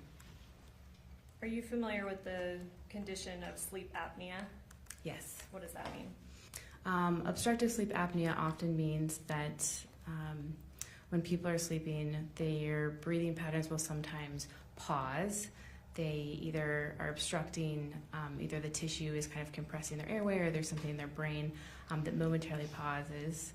Then oxygen levels start to drop.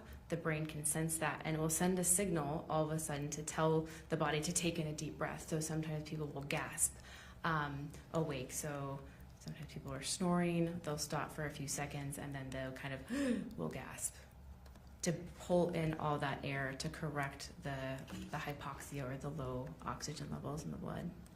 What you described as a death rattle, is that something consistent with what you might see in a hypoglycemic patient whose sugars are too low that it's starting to affect breathing? If they've been down long enough that their brainstem is shutting down and they're not taking in deep breaths, then yes, you could hear kind of a death rattle. Does that sound different than sleep apnea breathing? Yes. Would you expect even a layperson to understand the difference between, or hear the difference between those kinds of breathing? Yes. It is very alarming to hear someone doing a death rattle and not taking in deep breaths in and out. Would you expect a nurse to understand what a death rattle is? Yes. I want to talk about at what point hypoglycemia becomes, well, let me just ask it. At what point does hypoglycemia become a medical emergency?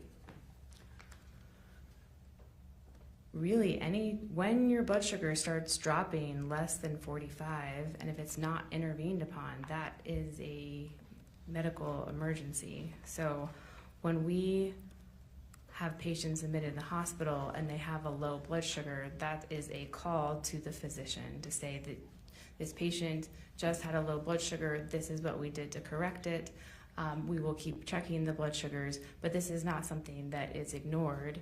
Also, when we get outpatient labs and someone has a low blood sugar on their electrolyte, their basic metabolic panel, there is a mandatory call from the lab to the physician or the nurse practitioner's office to say, hey, we have a critical alert, is kind of what they call. And so we have to call our patients and say, hey, are you okay? Did you correct your low blood sugar?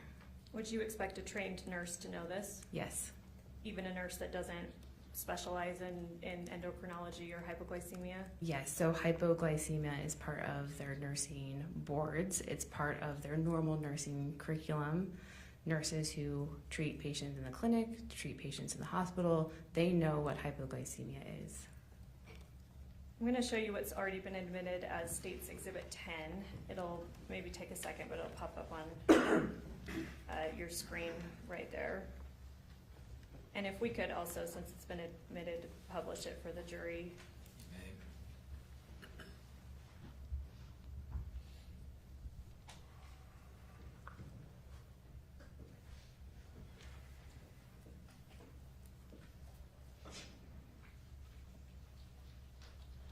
Do you see that on your screen? Yeah, Sorry, it is. It flickers. was fun. Okay. Yeah, I can see it. Do you recognize this? Yes, I do. What is this? This is a spreadsheet of glucose levels and the time that the blood sugars were drawn. And this is for whom? This is for Kacee. Is this something you reviewed in preparation for your testimony in this case? It is. All right, I want to go through, and the jury's already heard that we see, oh, sorry, mine just disappeared. Oh, there we go. We see the date, BG level. What do you take that to mean?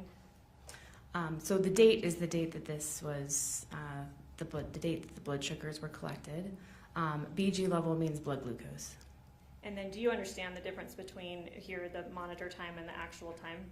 Yes. So you have to set the time on a monitor, just like with old clocks or things that you'd have to set the time and set the date for those to be correct. And so sometimes patients don't set the accurate time. So is it your understanding in reviewing materials for this case and coming to conclusions, are you relying on, what time are you relying upon? I was looking at the actual time when I was reviewing this. All right, I'll start from the top. What's that top blood glucose level that we see? So top blood sugar is 87, which is a normal blood sugar. I guess what's the range that you would consider normal in a non-diabetic person? Normal is typically 80 to 120, but we don't call something as hypoglycemia until it's less than 55 if people are having symptoms. So often a fasting state, you can see blood sugars in the 60s and 70s, and those still are considered to be normal. The next one down, what's the glucose level? So 86. And I'm sorry, let's reference for the record the time. So 87, what time was that taken at? 87 at 9:18. 86 was taken at what time? 10:26. What's the next one? 77 at 11:16. Do you want to just keep reading them all? 77, so we see a drop from 86 to 77. I'm horrible at math, but that seems to be what, like about 40 minutes? Is that, sorry, 10:26? Yeah, yes, a little bit. So between the first and the second blood sugar, that's over an hour. And then yes, maybe like 45 minutes is the next. Then the blood sugar checks get a lot more frequent, so 11:55, then 11:59. Those two were collected very close, and that was an 80 and a 79.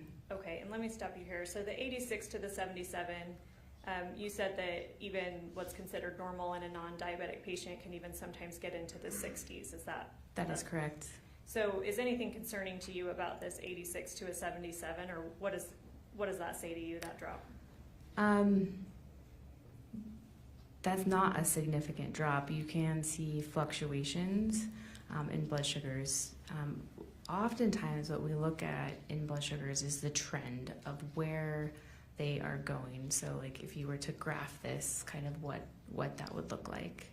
Okay, and I'm going to, actually, if you'll indulge me for a second, I'm going to pull up State's Exhibit 10 and put it up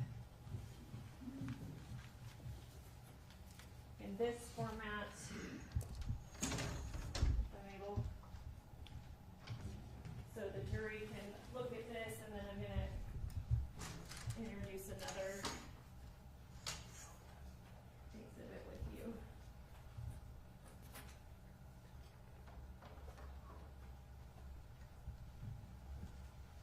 If we could pull up just for the witness right now, what's been identified as State's Exhibit 176.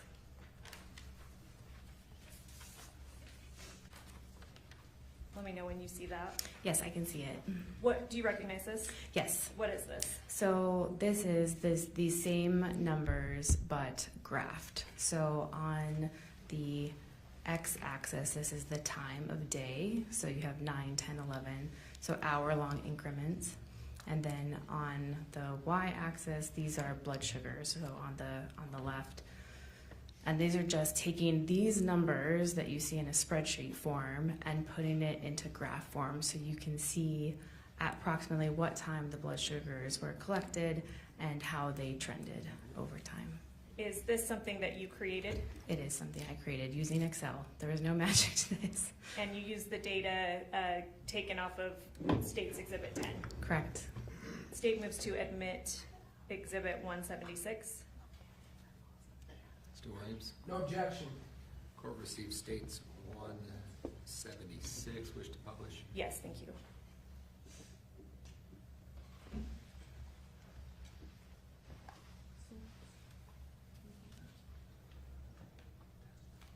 And I'm sorry.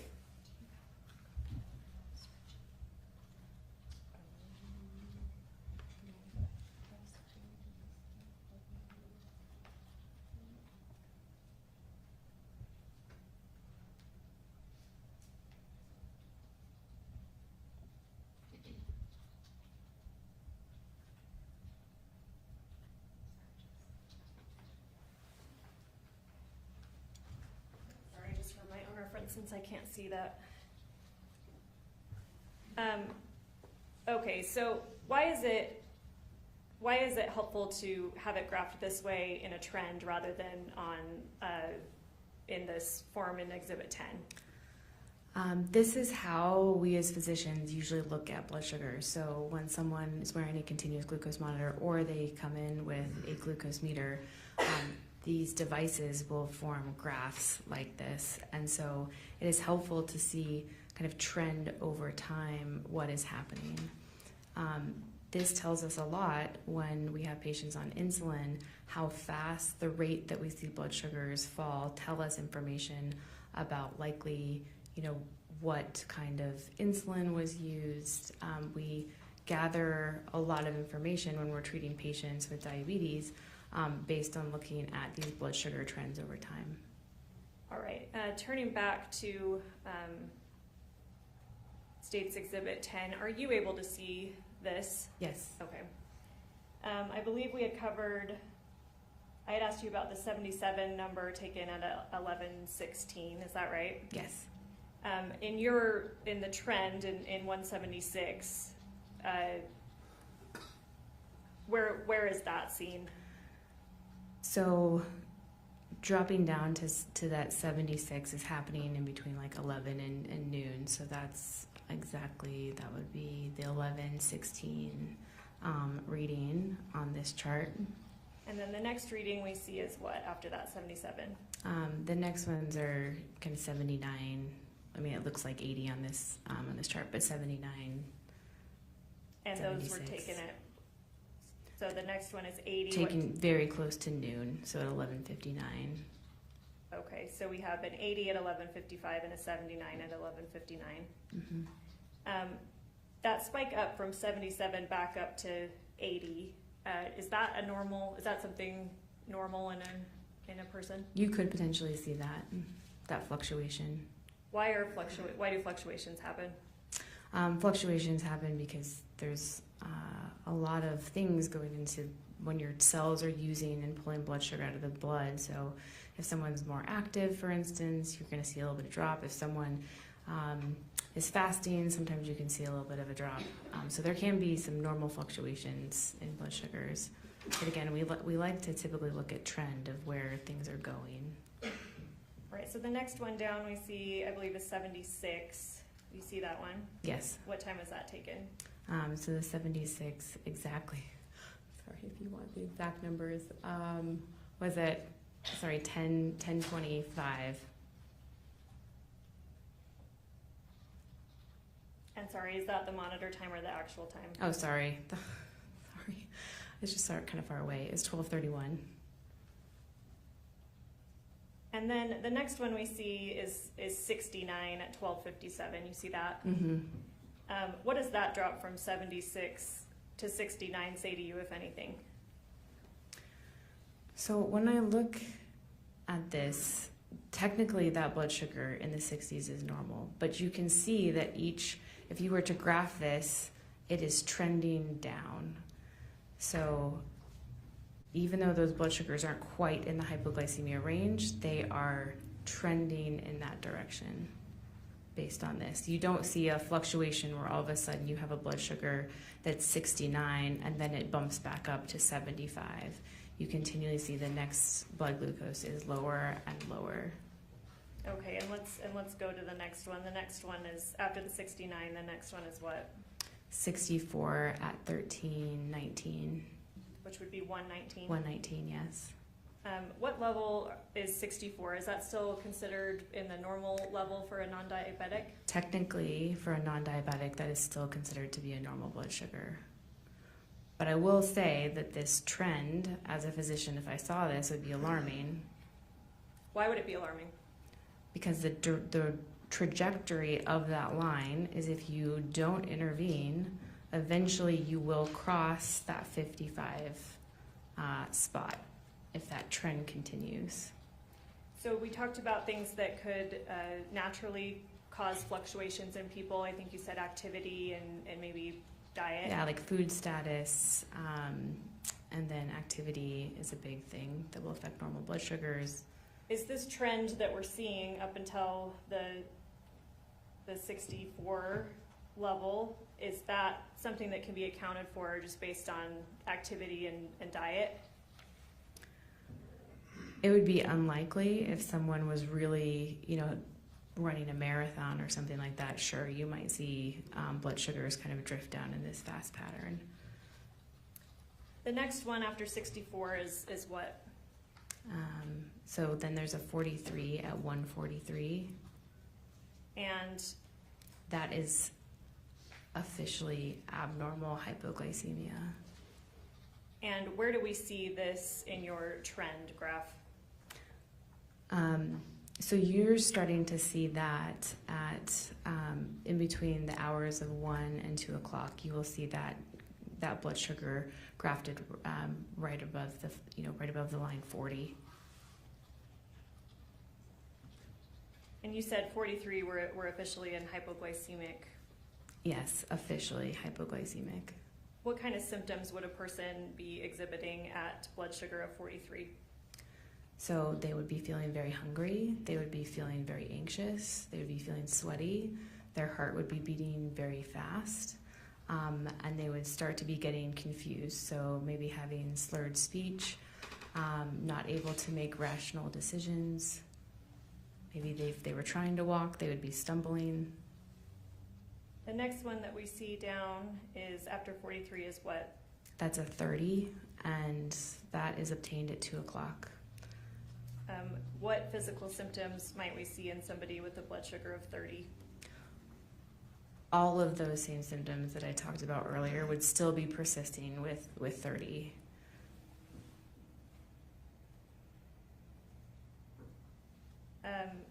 You talked earlier about hypoglycemia getting to a point where people can enter comas. Yep. Is that possible at the levels we're at right now, 43 and 30? Yes. Blood sugars in the 20s and 30s, we get very concerned that someone is going to have a seizure or they're going to pass into a coma. After 30, the next one we see is what? Then we see a 29 at 210. What symptoms would somebody be experiencing at 29?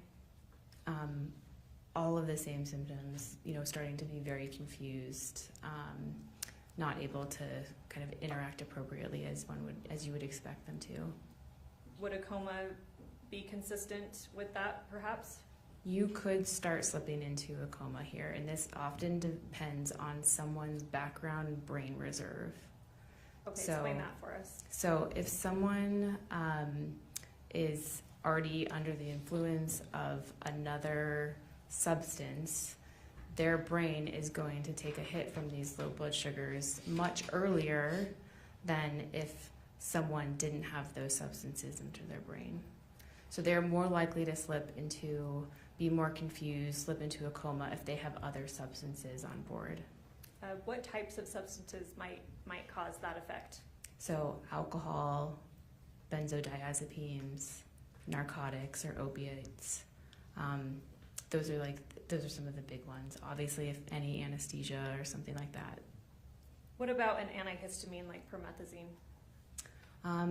That I don't know of off the top of my head. Okay. The next one we see after 29 is what? So after 29, you have a 27 at 222. What physical symptoms are we seeing there? Probably all the same things that I described here. These are very dangerously low, life-threatening blood sugars. And we get the next several are kind of in the same range. We get 27. The next few jump up a little bit, 28, 32, 33. Are you seeing that? I do see that. What might account for that little jump? So this is probably a counter-regulatory stress response. So the body knows that this is dangerous, that your body does not like blood sugars like this. And so it will start releasing several other hormones to combat that, including epinephrine from the adrenal glands, cortisol from the adrenal glands, and glucagon from the pancreas. These are all hormones that are trying to mobilize food stores to try to get more glucose back into the blood. So this, what I think is probably her attempt at a counter-regulatory response to try to correct her blood sugar, but there was too much insulin on board to be able, for her body to be able to fight that. The next reading, I forget, did we get back to the 27 at the end before we get to low? So, no, we didn't, but 27 at 3:37. And again, same symptoms that you've described. Yes. The next three we see are low. Are you able to tell, based on Plaintiff's Exhibit 10, what low means? Yeah, so glucose meters always have a limit of how low they can actually measure. So after a certain threshold, they will just read low. Means it's so low that they can no longer detect it. And do you have any indication about what low means for this particular glucometer? It's less than 19. Is that consistent with other glucometers you've worked with? Yes, often. The jump from 27 to at least 19 and potentially lower, what does that say to you? This just means her body was very much struggling. There was not enough glucose in her blood to sustain life anymore. Was she, well, we know she was still technically alive at this point. How do you explain that? It's a sustain. So after a certain period of time, your blood sugar will drop to nothing in the blood. But probably before that happens, the brain that's controlling your breathing doesn't have enough glucose to send that message, and so you're going to start building up carbon dioxide in your blood, and you're starting to get oxygen levels that are going to drop, which means other organs are going to start dying. Once we get to these low measurements, which is 19 or below, what physical symptoms might we see there? For how long this has been going on, kind of the hours from 2, 3, 4, 5, 6, 7, someone is going to be in a comatose-like state with blood sugars like this for that sustained period of time.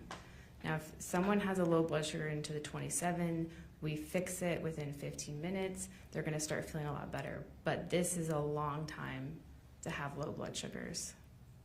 We talked before about the process by which somebody tests blood sugar using a glucometer that is a prick. Remember that? Yes. I believe you started talking about around, and correct me if I'm wrong, around 43 is where we may start seeing symptoms of confusion, slurred speech, inability to move around as well.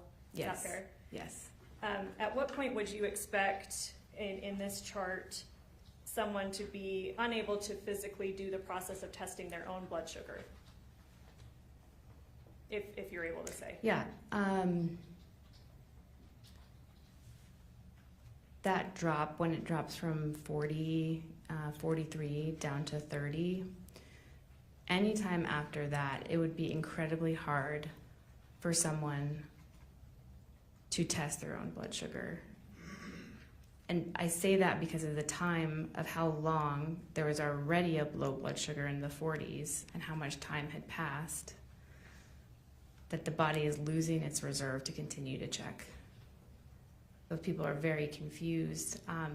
When we have patients who have a bad hypoglycemic event, sometimes they actually require third-party interventions. They are so confused, they can't even drink the juice anymore. So they have to have people sometimes give them glucagon shots or something to go up their nose because they are so confused they can actually no longer correct the low blood sugar themselves. Are you aware of, I guess, whether Kacee was eventually taken to the hospital? Yes, I know that she was taken to the hospital. I did review those records. Are you aware of what her blood sugar level was when either EMS or when she was taken to the hospital? Yes, so from what I recall, when EMS came and they tried to do a blood sugar, it was too low to read, and so they administered her some dextrose. Then I believe when she got to the hospital, her blood sugar was 14 on a serum blood sugar check, and this was after she had already been given dextrose by EMS. Dextrose is a form of sugar, of glucose in a medical, usually there's different concentrations, but it's usually in sterile water, call it D5, but it's dextrose water. A blood sugar level of 14, is that something that you would expect somebody to come back from? Not if it had been sustained for a very long period of time, so hours. You mentioned before that there's short-acting and long-acting insulin. Yes. Can you briefly describe those? Yeah, so long-acting insulin is insulin that when it gets injected into the skin, it forms these microparticles based on pH changes where it will slowly be reabsorbed into the body. So it's meant to last over 24 hours. So for example, I'm just going to pick this number because it's easy math. If someone injects 24 units of a long-acting or basal insulin, that insulin breaks down at a rate of 1 unit per hour. So you have a glob of insulin sitting under the skin, and it releases 1 unit into the body per hour. It's designed to last a long time. And that's for our patients with type 1 diabetes. Everyone's body always needs a background small amount of insulin to help with cell metabolism. What is short-acting insulin? So short-acting insulin is designed to be absorbed by the body much faster. So usually it's absorbed within 4 to 5 hours at reasonable doses. Now that changes if you give a big dose of short-acting all at once. It changes the volume of fluid under the skin. Your body can't absorb all of that in the normal 4 to 5 hours. It takes longer for it to process. Are you aware of how long Kacee was attempting to be treated at the hospital? Yes, and I'd have to go back and look at the dates, but if I remember correctly, it was something around 3 days or so. Are you aware of what medical interventions were? You already mentioned dextrose being given at least once. Are you aware of what medical interventions given during that time at the hospital? Yeah, so they were giving her a lot of what we call amps of D50, which is 25 grams of sugar directed into her blood to try to bring up her blood sugars. But then they noticed that every time they did that, blood sugars might stay high for a little bit, but then they drop rapidly. So then they started a drip, which just means that someone is constantly getting an infusion into their veins. And so she was started on a D10 drip. Even with that, she was still requiring D5 pushes or these extra glucose to try to bring up her blood sugars. So then the medical staff then increased the concentration of the D5 drip. They moved to a D20 drip, so 20% dextrose to try to keep her blood sugars stable. All this to say is she got a lot of glucose by the medical team trying to stabilize her blood sugars, which tells me that she received a large large dose of subcutaneous insulin. So insulin that was injected into the skin. And let me stop you there. You say large dose. What does that mean for a person that's not diabetic? So the pharmacokinetics of this, if you inject more than 0.4 units of insulin per kilogram of body weight, it will change, how do I describe this? It changes how long the insulin lasts in the body. And so for her, when I had looked at her body weight in the past, that's roughly about 38 units of insulin. So anything greater than that or a higher amount, you're going to expect her body's going to take longer to metabolize that insulin. It's going to take, as I said, probably days to metabolize that bolus of insulin that went under the skin. And you said anything greater than 38 units would have this effect? Yes, and that's based on textbook kind of calculations of insulin per kilogram. You mentioned that part of your conclusion that she received a large dose of insulin and that it was administered subcutaneously. You may have already described that, but tell us again what that means. So if we inject insulin into the vein, that's insulin directly into the bloodstream, insulin is rapidly cleared within 5 to 7 minutes of being administered into a blood vessel. But if you inject it into the skin, then that insulin slowly has to break down. Those insulin particles have to move to a vessel to be distributed to the rest of the body. And so that's where different insulins, their onset of action change. It's because how they're designed to break down underneath the skin. If you inject any insulin into a blood vessel, it doesn't matter if it's long-acting, short-acting, regular insulin, it all has the same properties. It's cleared from that blood vessel within 5 to 7 minutes. Is that true even if given a huge amount? Yes, even if given a huge amount, you're going to see a rapid drop in blood sugars because that insulin is delivered directly into a vein. So when people get admitted for diabetic ketoacidosis, this is something where patients with type 1 can get really high blood sugar. We administer insulin drips, which they are directly insulin into the vein, where the nurses can titrate the insulin levels based on the blood sugar response. And because you see blood sugars change really quickly in the blood, you can be more precise with the amount of insulin that's being administered. If you administer insulin into the skin, you don't have as much control of how that insulin gets distributed to the body because you're relying on the body's natural, like the skin and the pH in the skin for that insulin to be absorbed and then go into the blood vessels, if that makes sense. Are you aware of whether Kacee Terry had a port? Yes, I do know that she had a port. Briefly describe what a port is.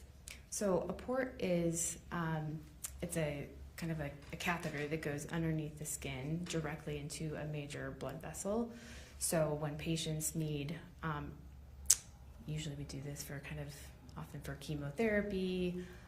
If patients are expected to need to be stuck a lot, they can, if you do too many kind of IVs into peripheral veins, those veins can start to get damaged and they can kind of blow.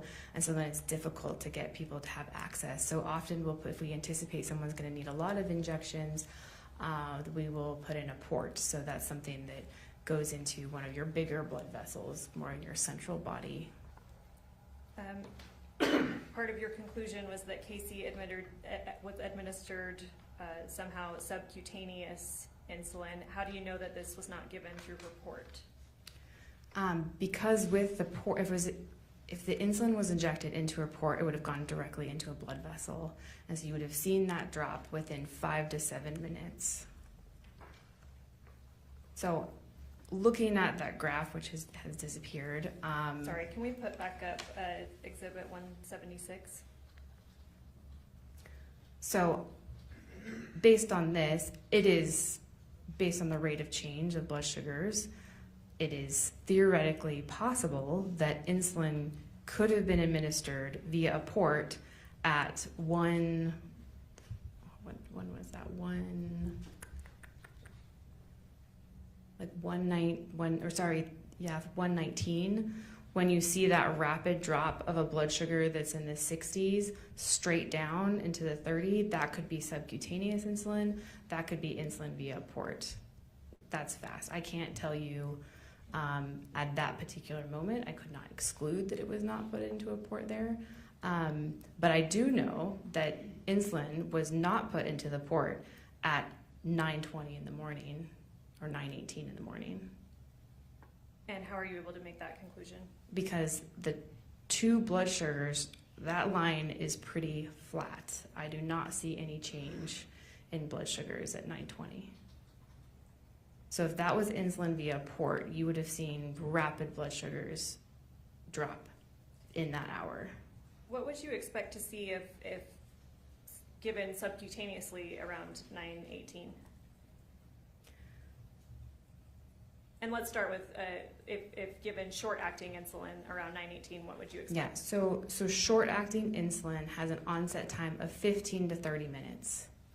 So when you look at this graph, 15 to 30 minutes is happening, and you don't see a blood sugar drop as you would expect. So at 9:18, you would expect within 15 to 30 minutes, so before 10 o'clock, blood sugar would have started to drop based on the onset time of short-acting insulin. What about this drop from 86 to 77 between 10:26 and 11:16? Are you able to tell anything Sorry, about that? can you repeat the question again? Where do you want me to look? Sorry, the drop between 86 to 77, the second and the third one. Sure. That could be normal fluctuations in blood sugar. It's hard to exclude. There could have been a small amount of insulin injected at that time. It's hard because you do see a change there.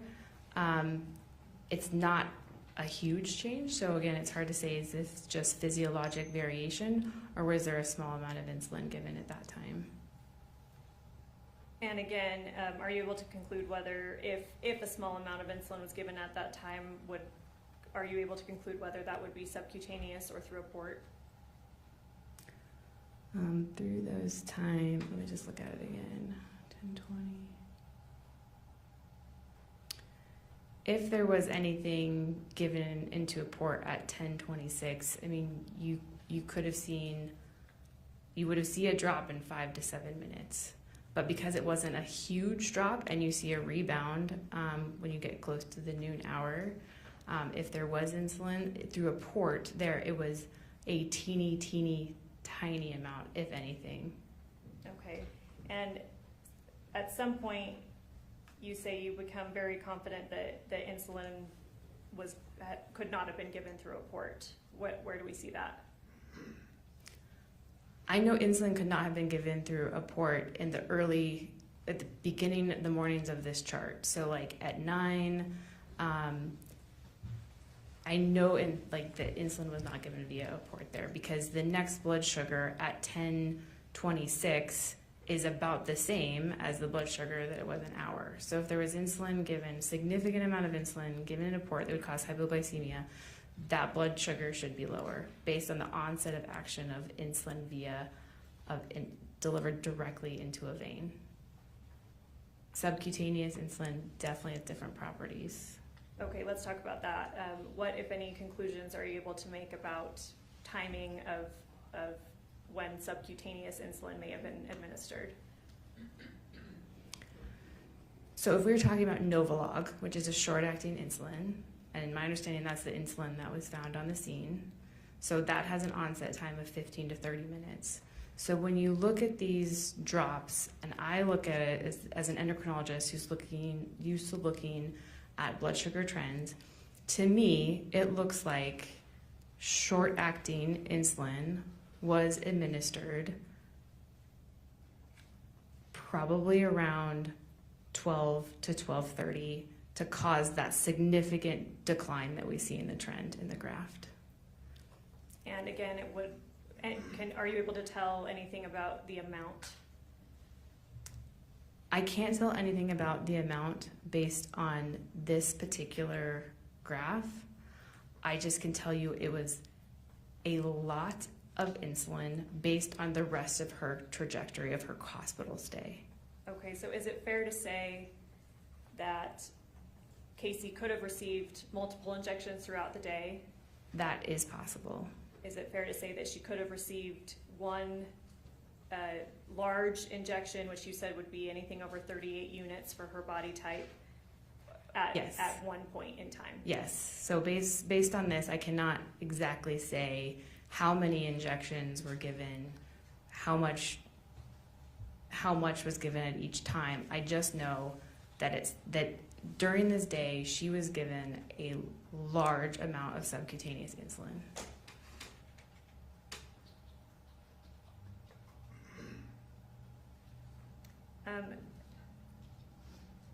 How many units, insulin's measured in units, is that fair? Yes. How Yep. many units are in a vial? So there are 100 units per ml of insulin, and their vials typically come in 10 mLs. So there's 1,000 units per vial. Okay, so again, I'm bad at math. So would 1 milliliter equal 100 units? Yes. What would you expect 100 units to do in a non-diabetic patient, or not patient, but person of Kacee's It would properties? it would cause significant life-threatening hypoglycemia.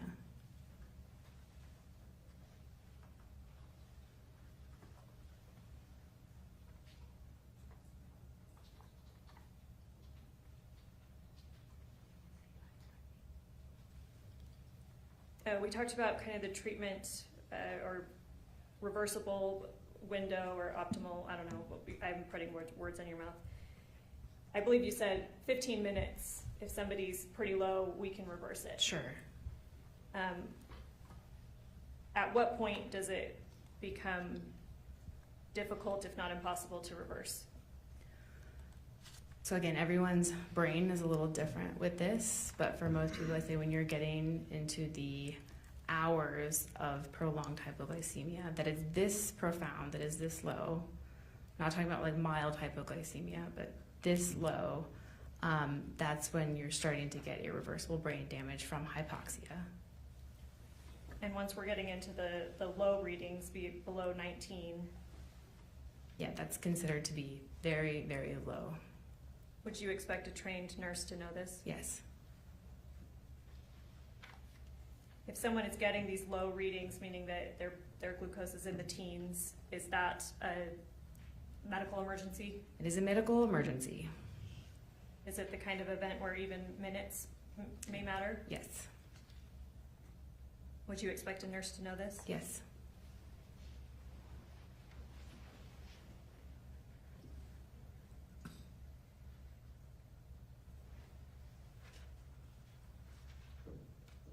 Could Kacee have potentially survived if given medical care at some point in this graph? Yes. Are you comfortable saying at what point? The first time intervention, could have certainly saved her life is when you have that true hypoglycemia in the 40s. If that was corrected, that would have saved her life. So that's at 143? I would say until you're starting to get into the hours where you're looking at 2 to 3, 3 to 4, that's again when you're going to start getting irreversible brain damage. Now you still might be able to save someone's life, but they might have cognitive deficits.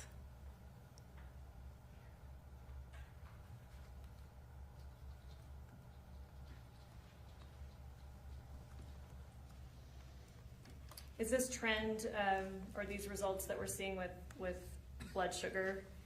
Could that be the result of any kind of natural body process or other disease?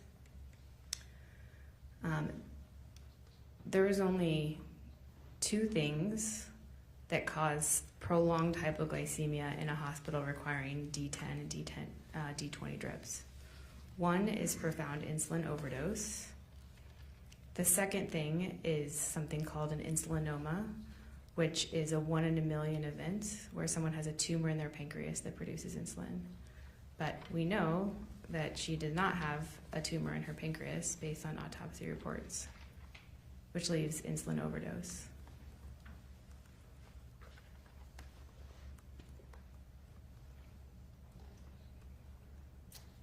Sorry, I'm just going over my notes.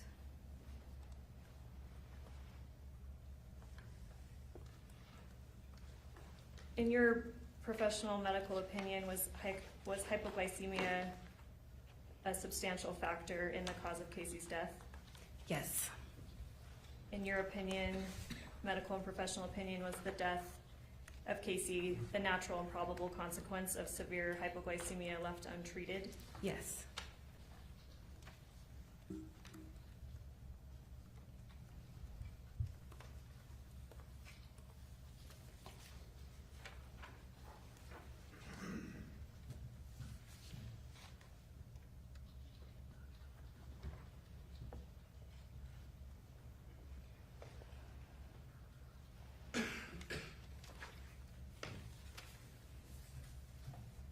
Right, thank you. I have nothing further, and we can take down Exhibit 176. Mr. Williams. Thank you, Your Honor. Scott, do you have any for this, or do you want me to? I would like to.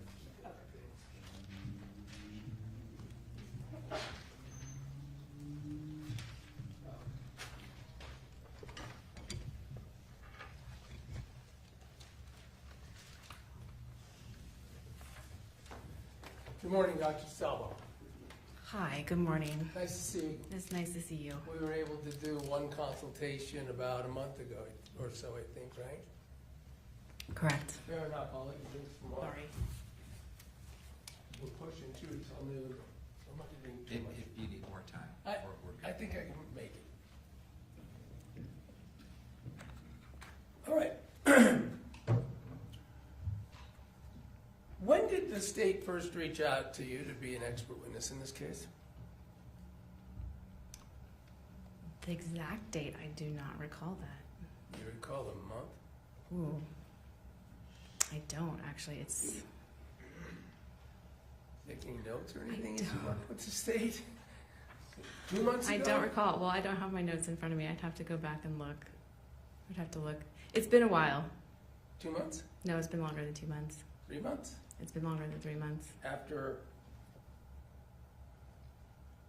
March 20th of 2024, that's for sure, right? Or 2025.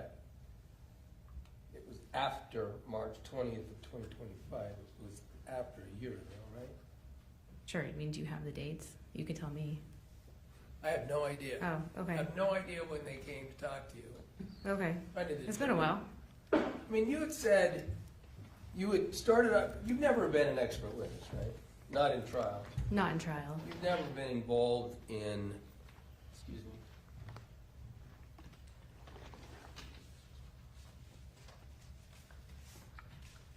in evaluating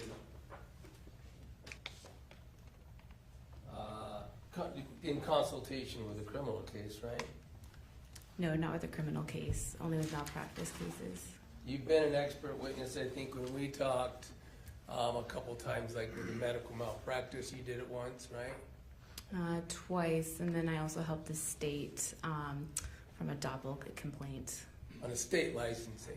Yes, state licensing, yes. So DOPL is the professional licensing board that decides whether or not someone, for instance, could continue to be a nurse, right? Correct, or a doctor.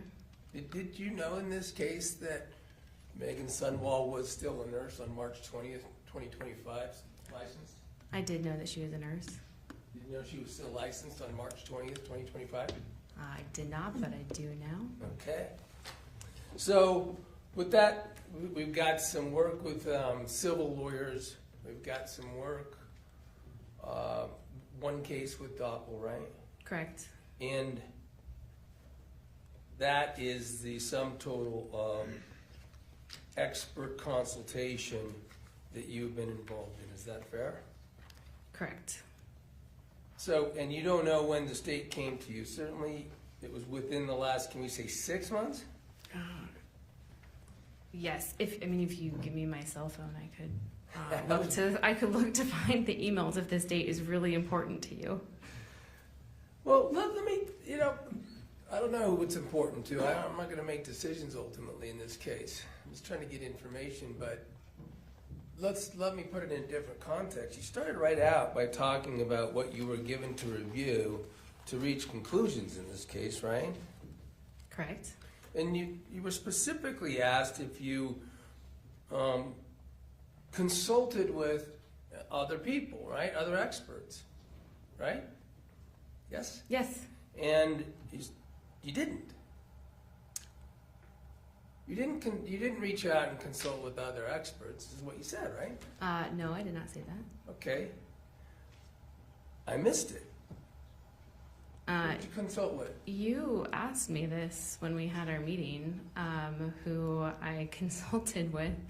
It wasn't specifically about this case, but I did reach out to someone I had trained with at the University of Colorado, Dr. Cecilia Luong, and I did ask her, with short-acting insulin overdoses, how long in her experience she had seen people have hypoglycemia in the hospital, and her answer was days, and I did tell you that. Well, I'm not going We to. had our meeting.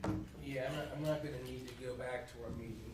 We're going to talk about what you know now. So I just want to establish what you did. Did you know at the time that you started working with the state that they had already been working with an expert witness named Dr.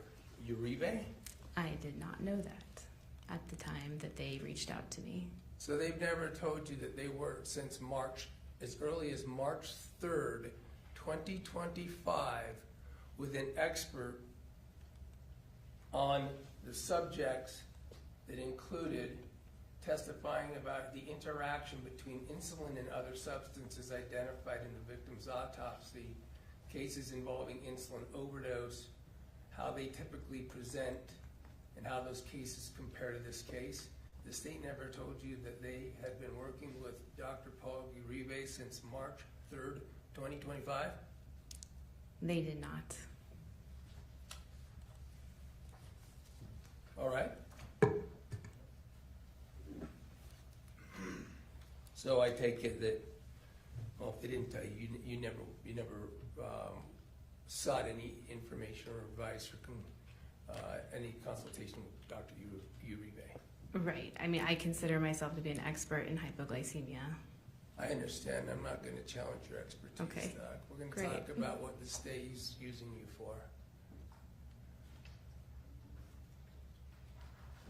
You did review some earlier testimony from Diane Allred in this case, right? Will you please refresh my memory? She's the emergency doctor who handled the treatment of Kacee Terry in the hospital? I believe I reviewed the testimony from the medical examiner and from the primary care physician. I'm gonna check you on that, I guess. Okay. Because I don't think, well, the testimony from the primary care physician. From the primary care Okay. physician, yeah. And then, so that's Dr. Masto. Let me just tell you who it is. Okay. And then, I'm sorry, who else did you review testimony from? From the medical examiner, Dr. Murray, I'm gonna tell you. yes. So you had some prior testimony that was given, but you didn't talk to those people, right? Correct, I did not talk to them. I just reviewed the transcripts. Did you watch any of their testimony at this trial? I did not. So you haven't seen what their conclusions were about the insulin and whether they could reach any conclusions I have not. from their data as to these questions about what kinds of what times and things like that apply to the administration of exogenous insulin in in this case, right? I have not heard their conclusions.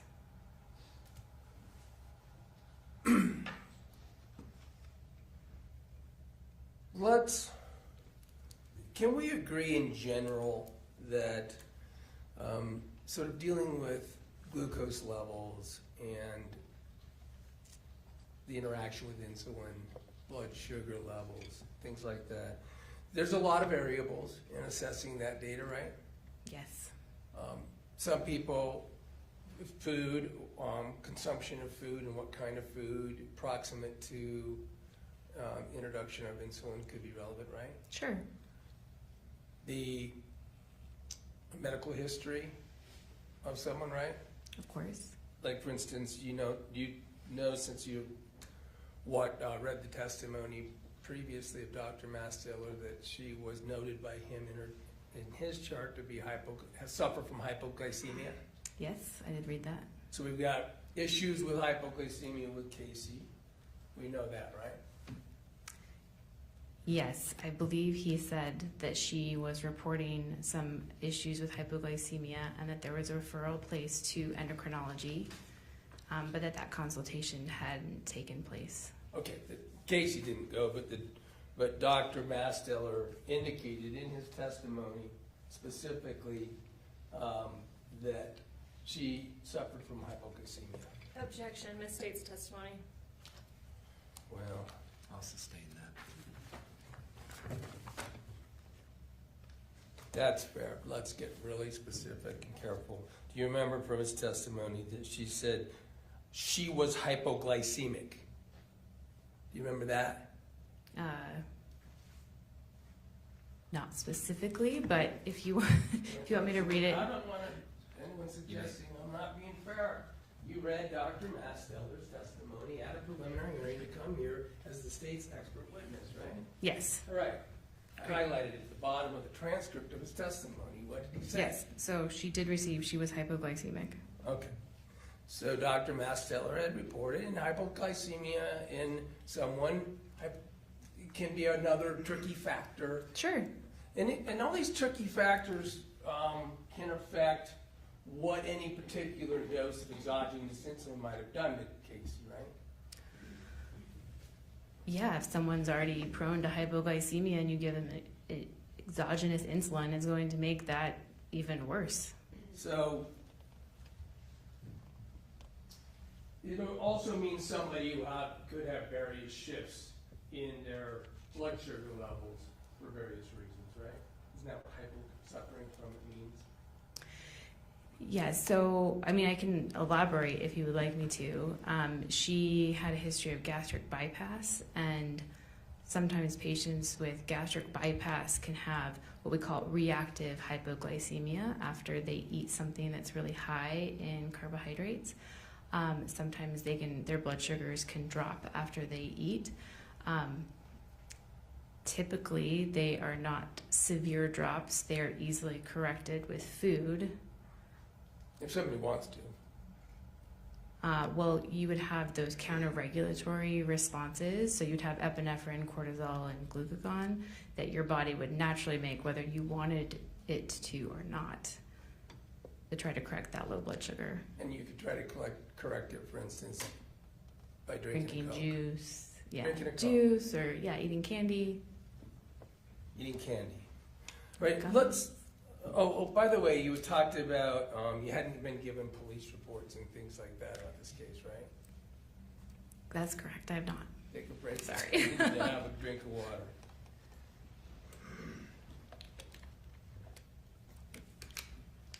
Prosecutor asked you about DNRs and those sorts of things. Sure. Right? I mean, you knew, didn't you, or did you, that this whole case is about a whole text exchange exists in this case about this being a circumstance where the parties were involved in the notion that Kacee Terry was going to commit suicide by introduction of exogenous insulin. Did you know that? I did hear from the prosecutors that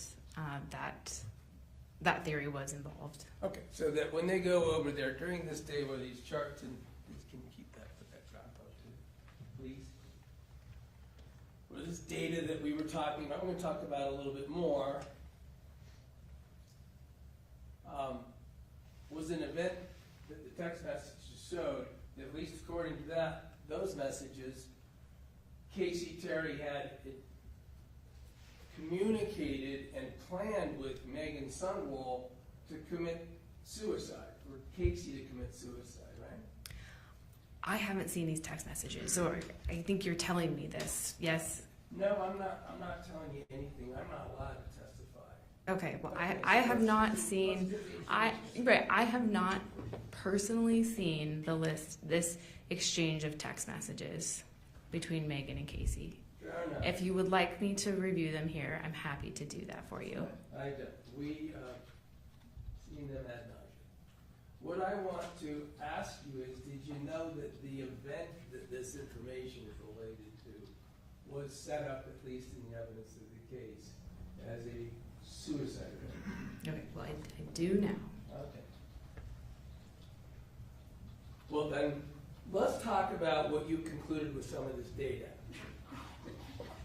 Water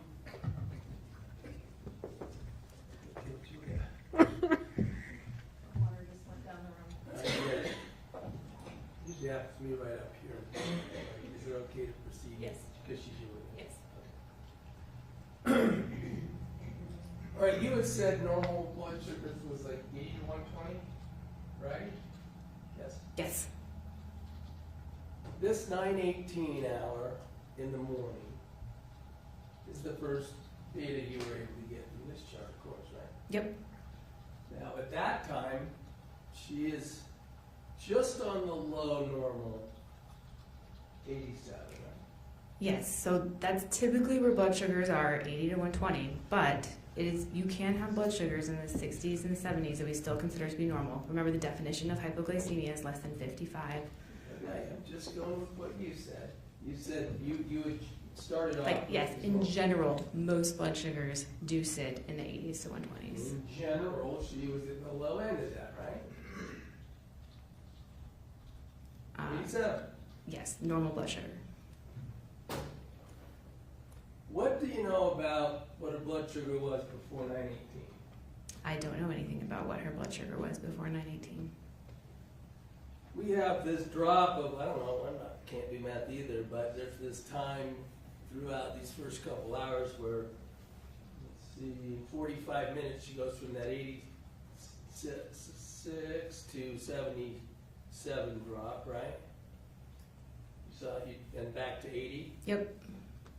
And then she had about a 20 or so point drop between noon and 1. That's roughly, she was around 80. Right, so. And then dropped to 69. I see. I'm going to refer to certain sections, so if that's okay. She could have taken long-acting insulin before 9:18 that could possibly be responsible for the drop to 77, right? So long-acting insulin typically takes 1 to 2 hours to take into effect. So if you had an injection, you are going to start seeing some blood sugars drop in the 1 to 2 hours. 1 to 2 hours is that time period from the start of these numbers to 77, right? Yeah. So according to this, it's certainly possible and consistent information with Kacee Terry having taken some insulin before 9:18. Could have happened, right? It could have. I'm going to stop you there so I can just do question and answer. Now, your conclusions also are that, let me get to the final one.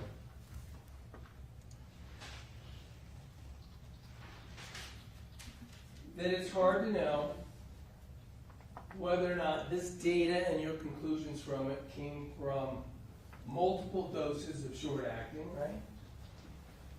That could have been. It could have been multiple doses of short-acting. Including a large dose. That could be what this data shows you, right? You could have had a larger dose, yes. So, and it all could be combinative. It could all be combined with some Sure. long-acting.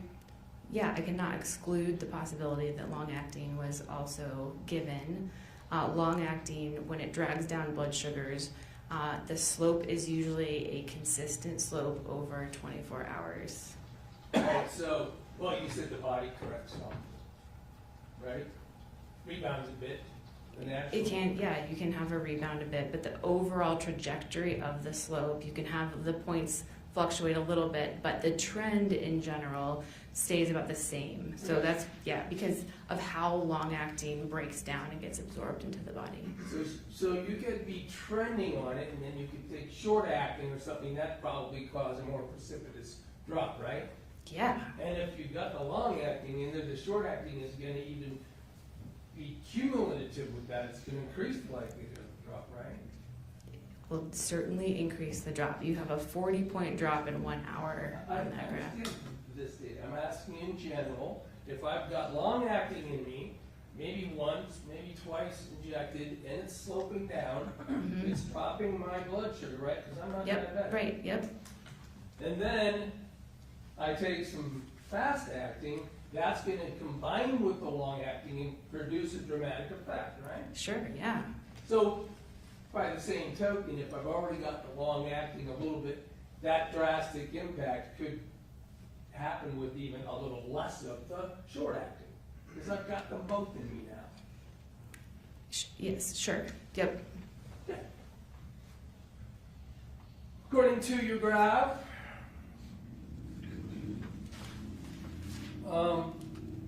and your comparison of the chart, then we have these features where, of course, we see this drop ultimately at 2 o'clock p.m. to a reading of that 30, right? Yes. And you indicate at that point in time, given the symptoms of someone who has a blood sugar level at that level, they're probably unconscious. Or close to. They are certainly feeling it because that is a fast drop for someone in 1 hour. And in fair enough, let's see, I guess we could be, you say it depends, there could be some various factors. They could be dizzy, I thought you said slurring the words and things, might not be unconscious. Yeah, so when that's, Might be shaky. yeah, when their brain doesn't have enough glucose, yeah, the first things would be slurring speech, confusion, stumbling when they're walking. And those symptoms would progress. All right, but conscious. Yeah, people can be conscious for a period of time. Could be able to do some basic tasks. Could be, right? Yeah, just like, how people who are intoxicated can do certain things, but not well. Right, like you could stick yourself with a syringe and push a plunger, right? Yes, if there was insulin already in the syringe drawn up. Did you know there were text messages where she was saying she was gonna preload insulin into syringes? I did not know that. Okay. Anyway, throughout these 30s, then, even in the course of this drop on your graph, that stops at 2 o'clock, well, I'd say these are the 30s all the way to 4 o'clock, right? Between 2 o'clock and 4 o'clock, she's fluctuating in the 27 to 30, I think it is. But very dangerously low. Dangerously Yes, low. dangerously low. Certainly dangerously low, but capable of sticking yourself with a needle. I would question that statement. Okay. I thought I had the answer right here, 33 at. But this is now an hour to hour and a half later of prolonged hypoglycemia. That is different than when you hit someone if they have a low in the first 5 minutes of hypoglycemia. Now you're talking about hours. Okay, everything that happened after 2 o'clock, prior to 2 o'clock, let's see if we can get some agreement on that, because I was talking about 30. Everything prior to roughly 3 o'clock is an event that is consistent with Kacee Terry doing it to herself with a needle, right? I can't tell you that based on these data alone. I don't know based on these data who was the person who, just based on these numbers, who pushed the syringe Just like before. Just like Van said. Right, just before 2 o'clock. I can tell you after that that person is going to be comatose and they are not checking their blood sugars after You're saying 2 as soon as p.m. they go unconscious, I don't know if it takes a medical degree, but they're not able to inject it into themselves as soon as they're unconscious, right? Correct. And they're not able to check their blood sugar when they're unconscious. So, somewhere where she loses consciousness, in these 30, 29, 27, 20, 32, 33, 27 numbers, somewhere in there, where she clearly loses consciousness, probably early in there, right? Probably. Everything before that, she could have done whatever happened in terms of exogenous insulin going into her blood, right? She could have.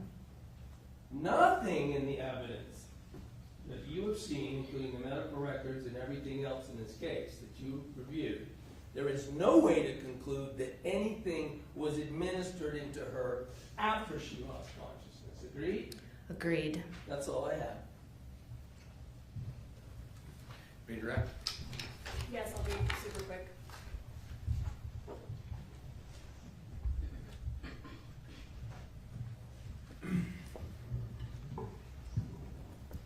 Mr. Williams asked you if you consulted with other experts in this case, and you referenced somebody in your field that you did talk to. Mm-hmm. Did you consult with other potential experts associated with this case?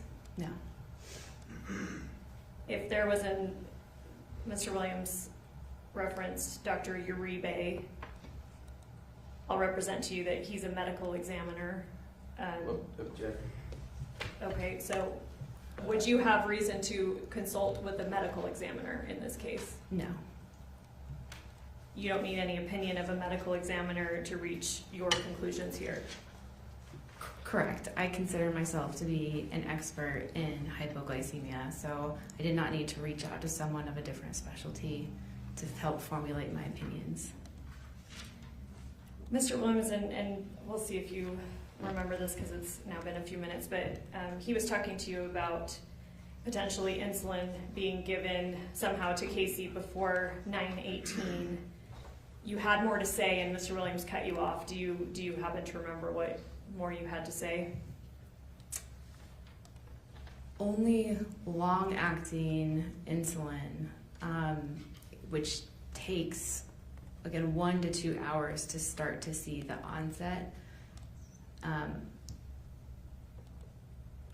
There you can start to, like he said, from that drop from like the 80s into the 70s, could that have been long-acting insulin that was given, an hour or 2 hours before? And I think I could say yes, that's possible. But then the following curves are just not consistent with just long-acting insulin. So just long-acting insulin, how it breaks down, it would drag the blood sugar down slowly. It would be not a very steep slope of that curve. It would be more of a gradual. So when I look at this pattern, what is always striking to me is how that slope changes a little bit after 1 p.m. You can see that dramatic drop. So to me, that is most suggestive of short-acting insulin being administered around that time. And that time would be around 1 to 2? Yeah, like 15 to 30 minutes before you start seeing, so that one at 69 or 70, like at 12:30. Now, maybe there was a smaller dose of short-acting insulin given before then, because you start to see the trend at noon. You start seeing blood sugars drop, but then the slope dramatically changes. So to me, that means that a circumstance changed. This is most likely, when I look at graphs like this, again, in my experience, is most likely short-acting insulin causing that rapid drop of 40 points. Correct me if I'm wrong, but I believe on cross, I heard you testify that around after 2 p.m., it would be difficult or impossible for Kacee to check her own blood sugar. Yes, this is someone who's not used to having low blood sugars. Your brain is not used to that, and for the longer it goes without fuel, you cannot function normally. You're going to drop into a coma, and you cannot do your activities of daily living anymore. So checking sugars would be included in that? Correct. also drawing up a syringe with any substance would be included in that? That would be incredibly, incredibly hard. To draw up a syringe of insulin, you have to tip the vial upside down, you have to get the needle and the syringe, you have to insert it, you have to pull back, you have to take it out, make sure you didn't drop air, which I've had patients do, and then you would have to inject yourself. Sorry, what you said, drop air, what does that mean? Drop air. So if you, when you hold a vial under and you put a needle in, if you put in the needle too high, there's air at the top, and people will just drop air. So you have to be able to look precisely and hit a small rubber stopper to get that needle through the vial and make sure the needle is in the fluid, and then pull back to pull out the fluid from the vial. And it's consistent with your opinion that after about 2 p.m., Kacee would not have been able to do that process herself? Correct. Right, I have nothing further.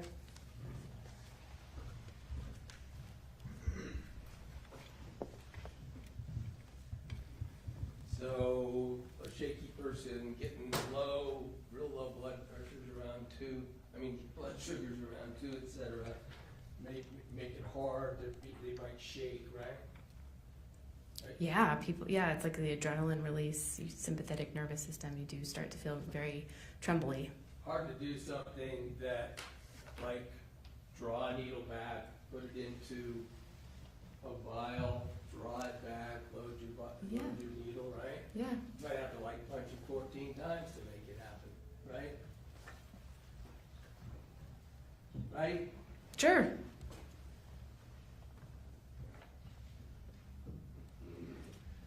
And once again, if there's long lasting on board, you have a general trend down, as we see on this graph, till about just after 1, right? Correct. And you've got insulin in your blood. It might have been there even before 9:38. And you add some, you're going to have the combination effect. It's going to be more drastic, right? Right? Yes, but I want to be clear. The beginning of this graph doesn't necessarily mean it's long-acting insulin. This is just like it could have been short-acting insulin as well before then. But okay, just to clarify. The point is that there's insulin in here doing something. This drastic drop is going to be more pronounced with less administered at 2. Can we agree on that? I've got exogenous insulin that's going to go in me, and I've already got it in me. Maybe short, maybe long. I've already got insulin in me. It's going to take less to make me drop quickly than if I had no insulin in me. Is that fair to say? Because the combination? Yeah, a combination. Any type of insulin that's under the skin, combination, it can cause a big drop. Okay. So that could have really revved up something that's already going on. Let's finish this.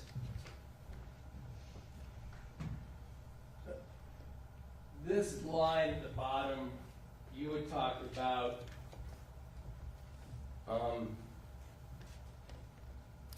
anoxia, right? Yes. Anoxia is causing that's lack of oxygen. Correct. That's why the brain's starting to really get damaged, right? Correct. And you talked about time, and the longer that goes on, the less ability to recover. Correct. These You have low- irreversible brain damage. And these low levels, we don't know what they are. They're under 20 for hours. They're under 19, yeah. So Could be 0, could be 10, could be 13, could be 14. In that circumstance, just is not compatible with the brain being able to function for very long, right? Correct. I mean, especially not going to recover after 3 hours at that level, right? It'd be very unlikely. Thank you. Can I just ask one redirect?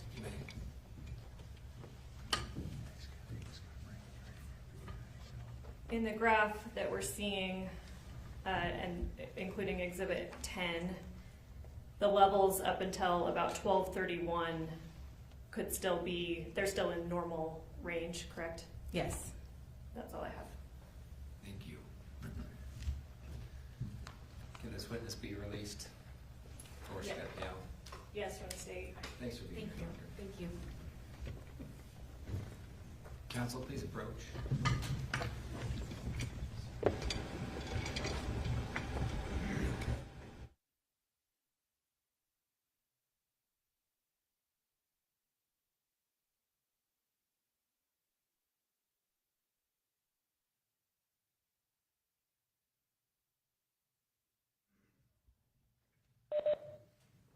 Ladies and gentlemen of the jury, we're now going to take our lunch break. You're going to get an hour and a half today. So we're going to have you come back, let's say 1:40. My math is correct. 1:40.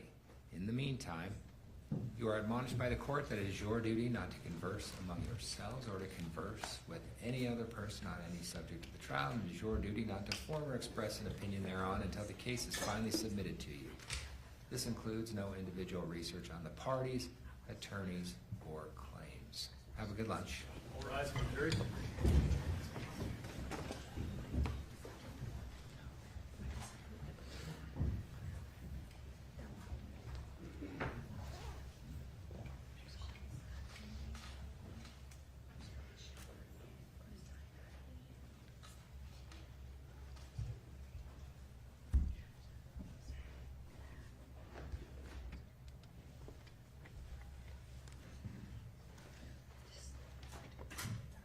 Please be seated. We'll come back after lunch. Do we?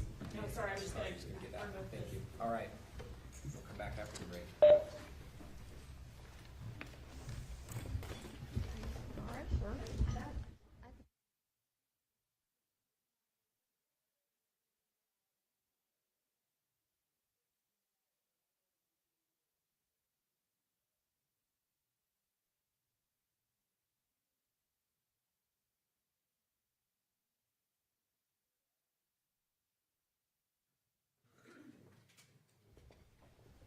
Thank you. Please be seated. Go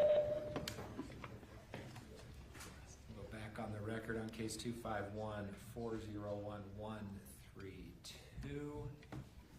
Welcome back, everybody, from lunch. Council, where are we at? Judge, the state is prepared to rest. I don't know if we need to do that in front of the jury or if you're happy to just hear it from us now, and then we can take a motion if Scott has one for a directed verdict and handle that issue.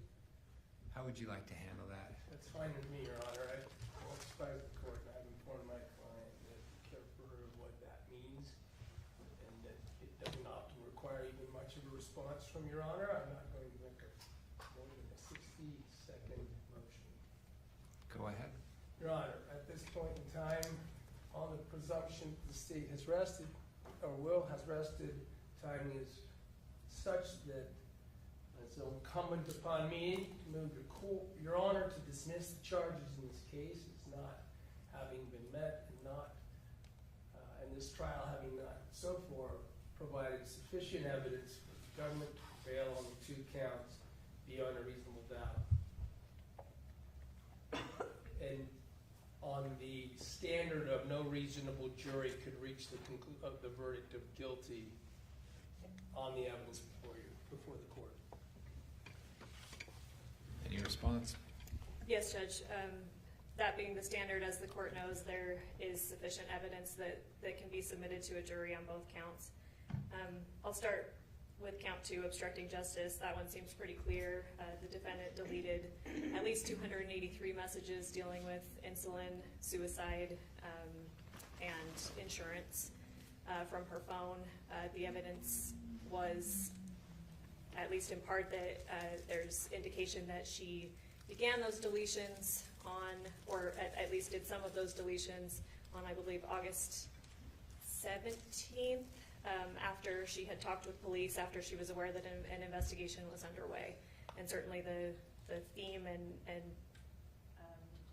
topics of those deletions have to do with the crime at hand. Turning to aggravated murder, there's also sufficient evidence to submit it to a jury. Meggan Sundwall, who we have here, the combination of all of the forms of evidence, primarily the text messages, do demonstrate that she intentionally or knowingly caused the death of another individual. We know that Kacee Terry died. We know she died by insulin overdose. and the intentionally or knowingly, the texts more than demonstrate sufficient enough to go back to a jury that Meggan intended to come and help her. Multiple texts say that she would do it, that she would keep administering insulin after Kacee was either passed out or asleep to make sure that she kept her sugars low. The evidence supports that the defendant certainly continued to test Kacee's blood sugar to ensure that it continued dropping after the point where Kacee would have been unconscious. And the evidence supports both aggravating factors. There's evidence that the defendant was told by Kacee that she was the beneficiary of a $1 million life insurance policy. There's evidence that supports that Meggan believed that, and that was the reason. There are text messages showing her escalating financial desperation to Kacee. She even questions Kacee about the legitimacy of the policy, and Kacee is able to give her information that sounds credible enough that the defendant actually had a policy number and called the insurance company days after Kacee's death to follow up on that policy. The second aggravator is that a homicide was committed by means of administration of a poison or any lethal substance, or of any substance administered in a lethal amount, dosage, or quantity. Again, the evidence is pretty clear that the cause of death here is exogenous insulin overdose. We heard testimony from multiple people, but most recently Dr. DeSalvo that said that 100 units, certainly anything over 38 units would be lethal to Kacee, and the medical examiner and the toxicologist evidence were consistent that insulin, although other substances may have been on board, they were in therapeutic amounts and would not have on their own been the cause, and insulin overdose is what we're looking at here as the cause. And so and then I wanted to address with Your Honor, I know it was originally charged as domestic violence tagged offenses, although there is evidence that Ms. Sundwall and Kacee lived together at a certain point, and I think the evidence would meet that requirement. The state has determined that there's really nothing to gain from that domestic violence tag, and so that's not something that we're going to be seeking be proven to the jury. So we can make that clear, and that's not going to be something that the jury will have to be instructed upon. Are you intending on filing an amended information, or do we not need an amended information? Or you're just not arguing that portion? We're just going to not argue that. We're happy to file an amended information procedurally if that's what the court prefers, but I think we have agreed that we're not going to seek that tag, and the jury doesn't need to be instructed on that. Okay, and that's your understanding, Mr. Williams? I didn't know, but I appreciate that. I think there's ways for us to work it out either way. By amended information, we can talk about that. Okay. That. It is not a time that I seek to counterpoint to this extraordinarily difficult hurdle to overcome, and Your Honor gets to use all the evidence that has been adduced at trial at this point. So I'm not even seeking a detailed explanation for your ruling. I'll submit it. Thank you. This matter comes before the court on defendant's motion for directed verdict. The court has had a chance to review has had a chance to listen to all the testimony and has seen exhibits that have been received into evidence. I will cite to State v. Montoya, found in 2004 UT 5, specifically paragraph 29. The evidence is to be viewed in the light most favorable to the state. When reviewing a directed verdict, the court is not free to weigh the evidence and thus invade the province of the jury, whose prerogative it is to judge the facts.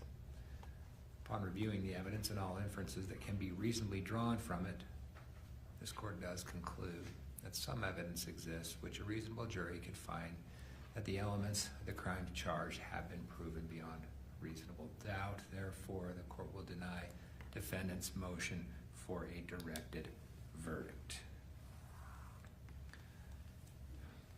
When the jury comes back in, I can let them know that the state has rested. That is on the record, so I think we're covered. What's the plan for the rest of the day? So the hope is that Your Honor would accommodate a scheduling for defendant to present evidence beginning tomorrow. I expect that, I expect that there would be, we would be completely finished by the end of the day, even sufficiently advanced at the end of the day for the state to determine whether they think there's rebuttal. These are experts, so they've been on notice what they're about and what they're gonna say. It's not for me to say whether they'll have rebuttal, but I wanna point out that I believe we'll be concluding early enough that if there is rebuttal, then that could be accommodated. Would be my request if we, however, do not contemplate trying to close the case tomorrow. We've already talked about the imprudence of sending a jury tired from even part of the day to begin to deliberate. So I'm hoping that the court will accommodate the closing of the case on Monday. I think that will work. That's fine with the state, and hopefully, you know, we've freed up the Monday, and then the jury has until Tuesday. If it's a long deliberation, they'll have plenty of time. Thank you both for talking about this. Oh, I have one other thing. I prefer to stop. I thank you, but of course. Our next witness comes from Logan. Is the court and everybody comfortable giving him an extra half an hour and starting at 9 tomorrow? Of course. Thank you. Yeah, we can start at 9.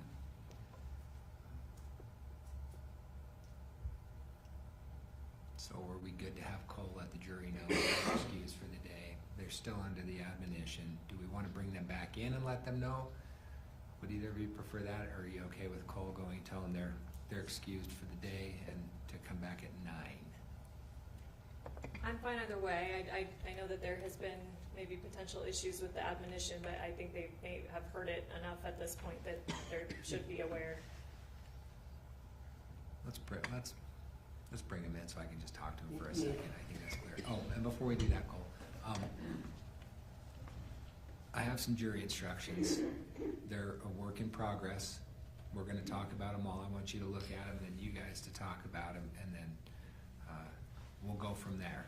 So there's multiple parts to them for various reasons, and some you might get, and some you might say, what is this? And that's okay. By no means are they final. They're proposals at this point in time. 2, we'll get those to you. Can you do that, Jalen? Can you email it to them? That would be helpful. So just so you'll have them this evening and tomorrow to look at, and we'll talk about. Hopefully that will be helpful Very much. Yes. for you. Discussing some- And you guys are free too to stipulate to any specific instructions for me to consider that I'll look at if you think it's better than what we have, and we'll all talk about the benefits of it before we come up with our final instructions. That works, and now I think we have plenty of time for us to consult together and be on the same page with that. Wonderful. All right, let's bring the jury in, if just for a moment.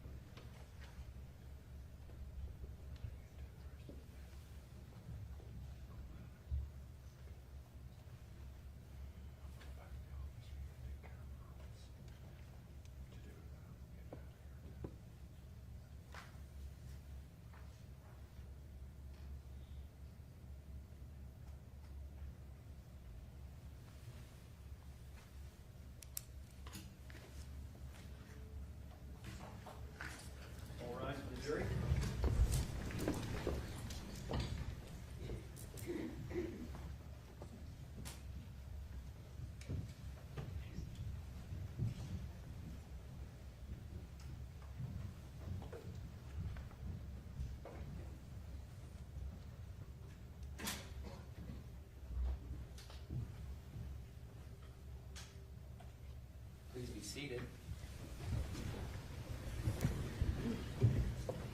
Ladies and gentlemen, jury, welcome back from lunch. I need to let you know that the state has rested. So their portion of the case for now is complete. The plan moving forward is that we are going to be finished for the day. so you're going to be excused. We all appreciate your patience in this matter. There's a lot of starts and stops to these kind of cases, and a lot of changes that happen for good reason. So we all appreciate your patience and your efforts. We're going to be excused today. Tomorrow, we're going to give you an extra half hour in the morning. So you don't need to be here until 9. I hope that will work for everybody. I assume it will. So we're going to start up at 9 o'clock tomorrow morning with our first witness, and we'll move forward accordingly. Is everybody okay with that? All right. I need to stress the admonition more, because the closer we get to the end, the more questions you may be asked from parties. And you've already heard my speeches multiple times, so you took an oath, and you're doing good. So we appreciate that. Before you leave, you are admonished by the court that it is your duty not to converse among yourselves or to converse with any other person on any subject of the trial. And it is your duty not to form or express an opinion thereon until the case is finally submitted to you. This includes no individual research on the parties, attorneys, or claims. All right, you got an early afternoon, and we'll see you at 9 tomorrow. Thank you. All right, Jerry.